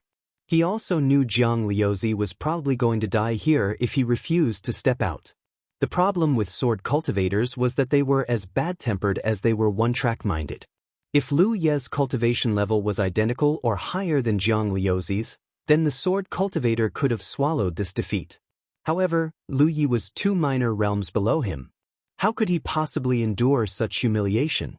It would damage or even destroy his sword heart to surrender to a theoretically weaker foe. As soon as the young man finished his declaration, he heard something hitting the ground with a dull thud. He turned around and saw that it was a bloody Jiang Liuzi dropping to his knees. That final move had clearly depleted all of his strength. The young man then turned back toward Lu Yi and said, "You're incredible." What else could he say? The mysterious young man had literally defeated Jiang Liuzi, a powerful sword cultivator who was 2 minor realms above him. Sure, there was a bit of deception involved, but that didn't mean he was weak by any means. If anything, it proved the opposite. Just who is this guy? The young man was sure that Lu Yi was pretty famous in the Spirit Creek battlefield. Judging from his cultivation level, he could not have entered the Cloud River battlefield more than half a year ago. In any case, it shouldn't be difficult to discern his identity despite the face mask. All he had to do was ask around to see if there was anyone in the Spirit Creek battlefield who distinguished themselves in the past half a year or so. The young man carried the unconscious Jiang Liuzi in his arms and flew away. Lu Yi stayed where he was and waited for his next opponent to step up. To be fair, his fight against Jiang Liuzi wasn't completely fair. For starters, the sword cultivator had used up some of his strength during the earlier fights. 2. His deception and subsequent surprise attack was literally perfect. No one, not even he, could have figured out his true fighting style and reacted accordingly. A surprise attack that powerful could only be blocked with sufficient preparation and defense, and sword cultivators were hardly famous for their defense. Of course, Lu Yi was confident he could have beaten Jiang Liuzi in a perfectly fair fight. His opponent wasn't weak, but his composure could definitely use some work. It would just take a bit of work, was all. On the Spirit Peak, the 4th Order spell cultivator's mouth had turned into an O shape. It would remain that way for a very, very long time. When she thought that Lu Yi was a spell cultivator, she was still worried for his safety despite his exceptional performance. That was because a sword cultivator just possessed too much of an advantage over a spell cultivator. The fight would be over as soon as the sword cultivator got close enough to attack them. When Jiang Liuzi appeared next to Lu Yi almost like magic and attempted to stab him, she thought for sure that was the end of the battle and Lu Yi's life. Then, the young man had pulled out a saber out of seemingly nowhere and proceeded to whoop Jiang Liuzi's ass so hard even his mother wouldn't be able to recognize him. It was such a drastic turn of events that the woman was unable to regain her composure even now. Is he a combat cultivator, senior sister? The spell cultivator asked a little too late. I guess, Xia Qianqian replied vaguely. No one label truly fit Lu Yi. He's incredible. The spell cultivator declared ecstatically and admiringly. She had no idea where her senior sister found him, but he was beyond incredible to put it mildly. Jiang Liuzi had already wowed her to no end, but Lu Yi had made him look like a small fry. The world truly was a vast place. Lu Ye's genius made an ordinary cultivator like her feel as small as an ant. On the opposite spirit peak, after the young man finished inspecting Jiang Liuzi's injuries with another cultivator, he warned, "Be careful. Something's fishy about that guy." No one could have anticipated this outcome. It was so unbelievable that the ninth order young man even wondered if Lu Yi was wearing a spirit artifact that concealed his true cultivation level. After all, how was it possible for a third order cultivator to be this powerful? The youngster he was speaking to shared similar features with Jiang Liuzi. He just looked a little shadier than the sword cultivator. He nodded and declared, "That bastard won't live to see another day." The youngster's name was Jiang Qingzi, and Lu Yi had just destroyed his blood-related brother. Of course the youngster was beyond livid. On the inside, he swore to engrave the word, terror, into Lu Ye's heart before killing him. In a fair fight, Jiang Liuzi would beat him 10 out of 10 times. But when it came to killing, not even 3 Jiang Liuzis were a match for him. It was because he was a ghost cultivator. Jiang Qingzi leaped over the cliff and landed in the valley. He then ran straight toward Lu Yi. Lu Yi watched as the ghost cultivator turned invisible after taking just a few steps. Jiang Qingzi couldn't see his expression, but he was just barely suppressing the urge to chuckle. A ghost cultivator. Of all the known cultivation factions, there was no one Lu Yi loved to face more than a ghost cultivator. It was because they loved nothing more than to exploit their connection to the nether, skulk over to their target, and attack them from behind. Here's the problem. Ever since Lu Yi left the lost city of Xianyuan, he had encountered exactly one ghost cultivator who managed to remain concealed from his senses, and that was only because the ghost cultivator never entered his range until the end. As for the others, it was as if they weren't even communing with the nether. Imagine that you were a ghost cultivator, and you were sneaking up to your target while your concealment skill was running at full capacity. You had no reason to believe that your target was able to sense you at all. Then, right as you were about to assassinate them, they turned around and put a saber right through your heart. Just how scary was that?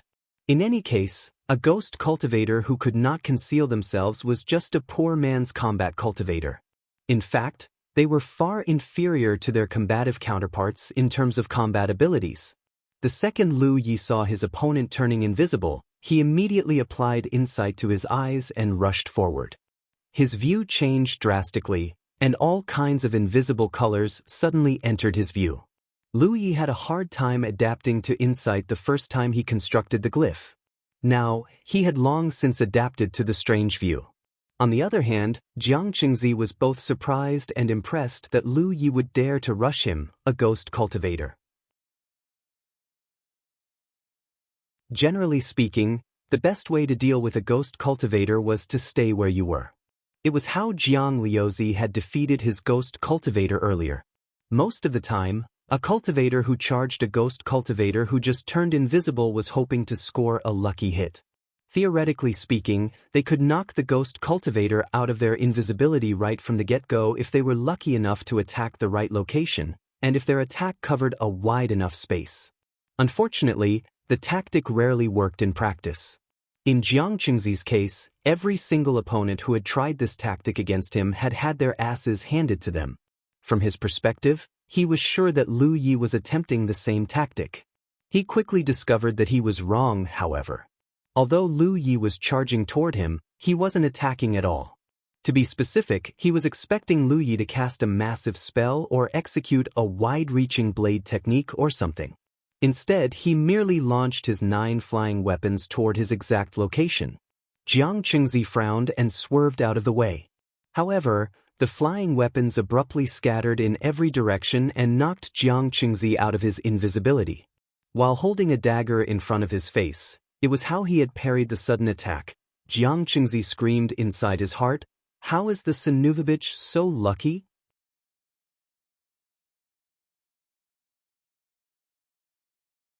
Chapter 495, and the winner is...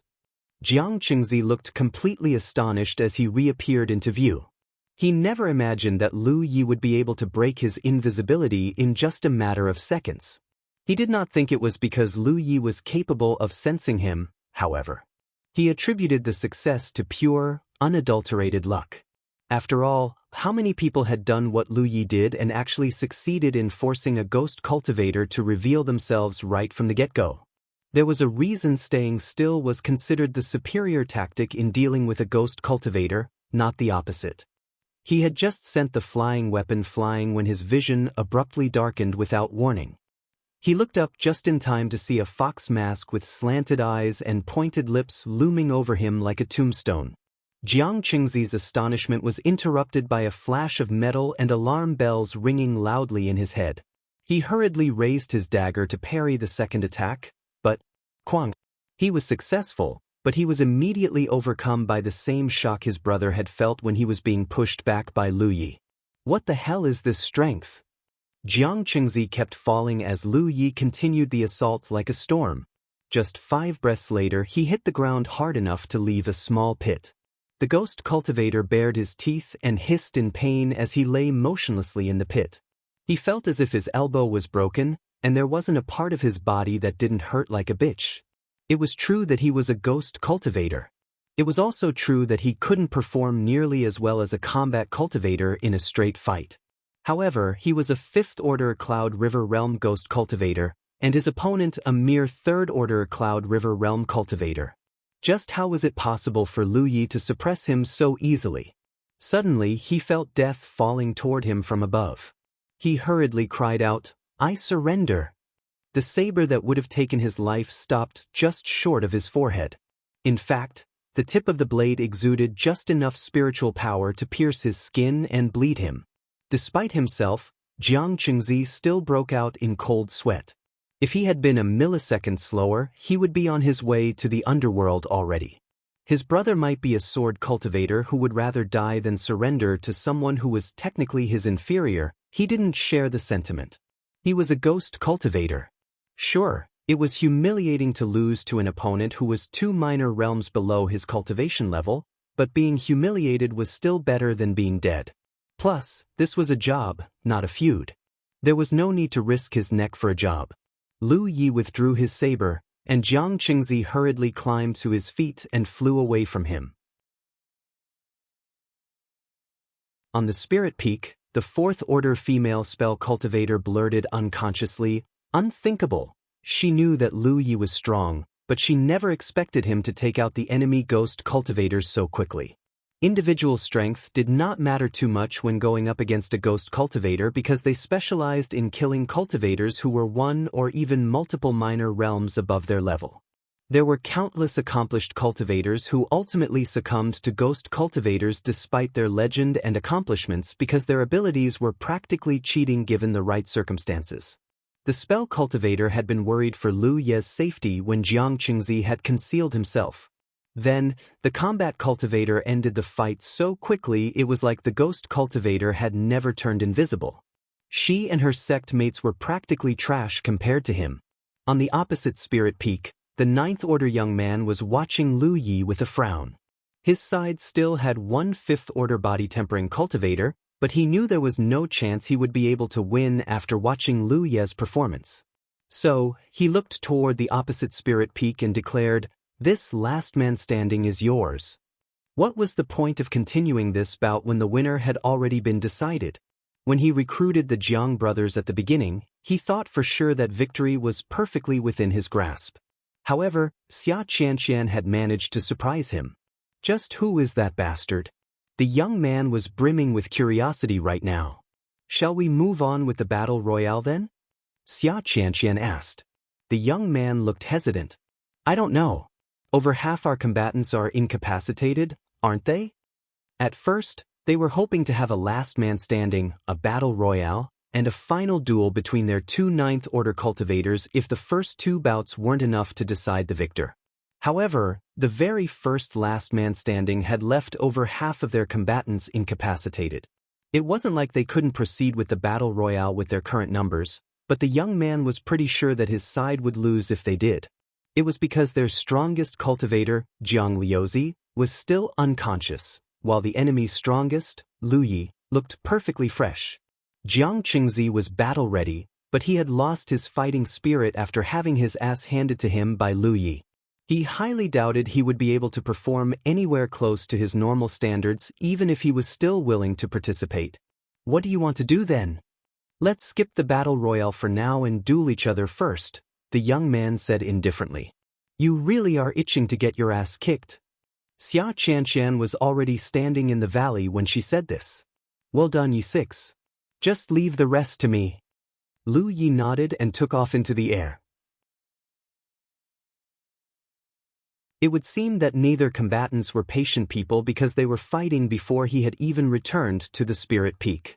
What surprised him was that the Ninth Order young man was also a spell cultivator. In that sense, Xia Qianqian was fighting against a peer. The two flew all over the valley while throwing massive spells at each other. It wasn't long before the entire valley was reduced to ruins. Lu Yi spectated the battle in silence. In fact, he enjoyed watching other people fight because he could always pick up some tricks here and there. For example, Xia Qianqian was unknowingly teaching him how to neutralize a threat, and the young man how to find an opening in a spell cultivator's defense. Suddenly, he felt a pair of eyes burning a hole in his face. He turned and came face to face with a pair of beautiful eyes. Yes. The female spell cultivator hurriedly shook her head. It's nothing. You're incredible, you know that? Lu Yi nodded. I'm well aware. The female spell cultivator? The battle between the two Ninth Order spell cultivators was as intense as it was entertaining, but Lu Yi was unable to discern who was the stronger one between the duo even after some time had passed. This probably meant that the duel was going to end in a draw, and that they were going to proceed with the battle royale after all. The female spell cultivator clearly noticed the same thing because she moved closer to Lu Yi and whispered, Junior brother, please keep me safe when the battle royale begins.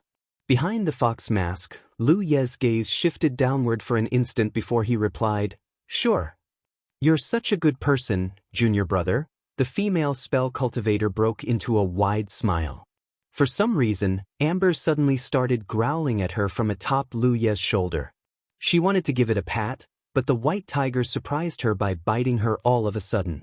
It didn't break her skin, but it still hurt her enough to let out a cry of pain. She looked both hurt and confused by Amber's aggression. Suddenly, the two Ninth Order spell cultivators stopped fighting and stood a good distance away from each other. A while later, the young man said, The arcane glade is yours. He hadn't lost the fight, but he couldn't defeat Xia Qianqian without going all out either. This meant that his side had almost no chance to win the battle royale. In that case, he might as well concede the fight now. Guess you're not stupid after all. Xia Qianqian replied with a harumph. The young man looked over Xia Qianqian's shoulder to stare at Lu Yi for a second.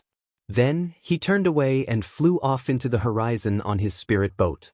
When Xia Qianqian returned to the Spirit Peak, the female spell cultivator welcomed her with great cheer. You're amazing, senior sister. However, Xia Qianqian shook her head and said, I didn't win. The duel had ended with a draw at best. I guess my role here is done, fellow cultivator Xia.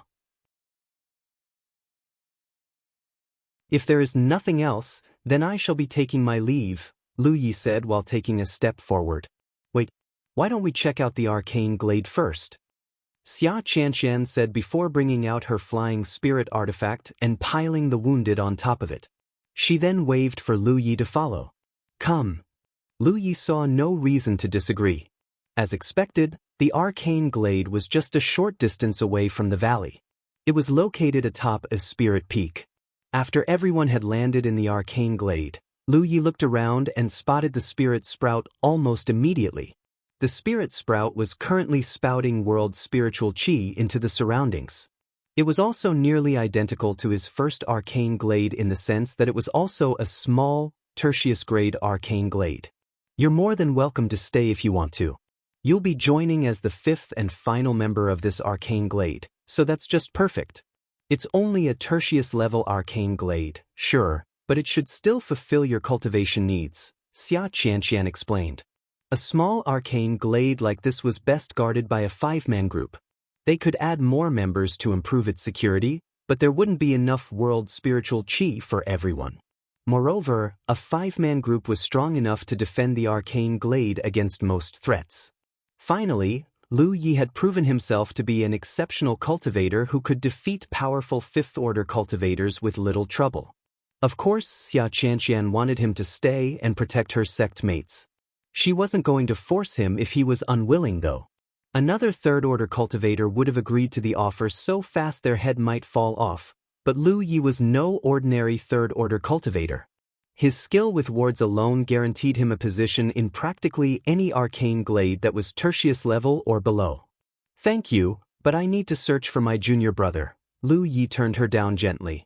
Xia Qianqian nodded. "Very well. Before you leave, can you set up some protective wards for us?" Lu Yi rolled his eyes at her. "I was wondering why she invited me to the arcane glade even though our business is over. I should have known that she wouldn't let me go until she had squeezed every ounce of value from me." "I can do that, but you'll have to provide me with the ward flags and ward keystones." Lu Yi did not mind setting up some protective wards for Xia Qianqian's sect mates. It was a fairly easy job for a ward cultivator like him, but he wasn't going to offer his own materials as a matter of course. The keystones of a grand defensive ward alone cost a lot of contribution points. Not to mention that the Grand Defensive Ward wasn't the only thing he would be establishing. The ward flags were hardly cheap either. "I already bought everything," Xia Qianqian said before tossing a storage bag into his hands. She had anticipated this and purchased a full set of Grand Defensive Ward and ton of ward flags when she visited Lu Yi at the Divine Trade Association earlier. Lu Yi was a bit disgruntled, but he could hardly complain when the woman had anticipated and prepared everything. After opening the storage bag and checking out its contents, he discovered that Xia Qianqian had not purchased the best grand defensive ward there was. For starters, he counted only 8 ward keystones. On second thought, this was just a small arcane glade.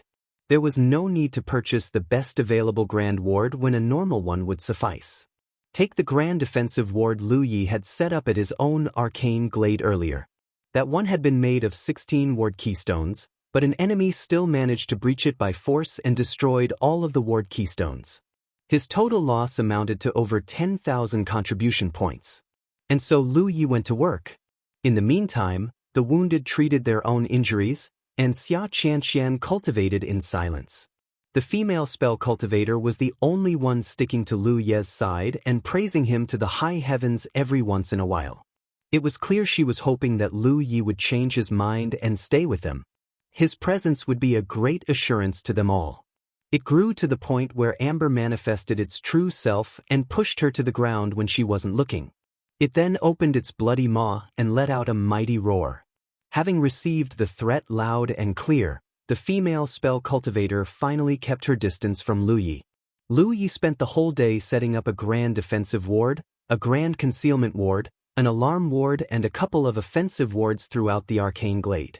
Then, he sought out Xia Qianqian and handed her the control gem. Finally, he told her about the location of the wards and demonstrated how each and every one of them should be used. It was only then that he wrapped up his business and got ready to leave. That you're tuning in to the Han Li's Immortal Journey YouTube channel.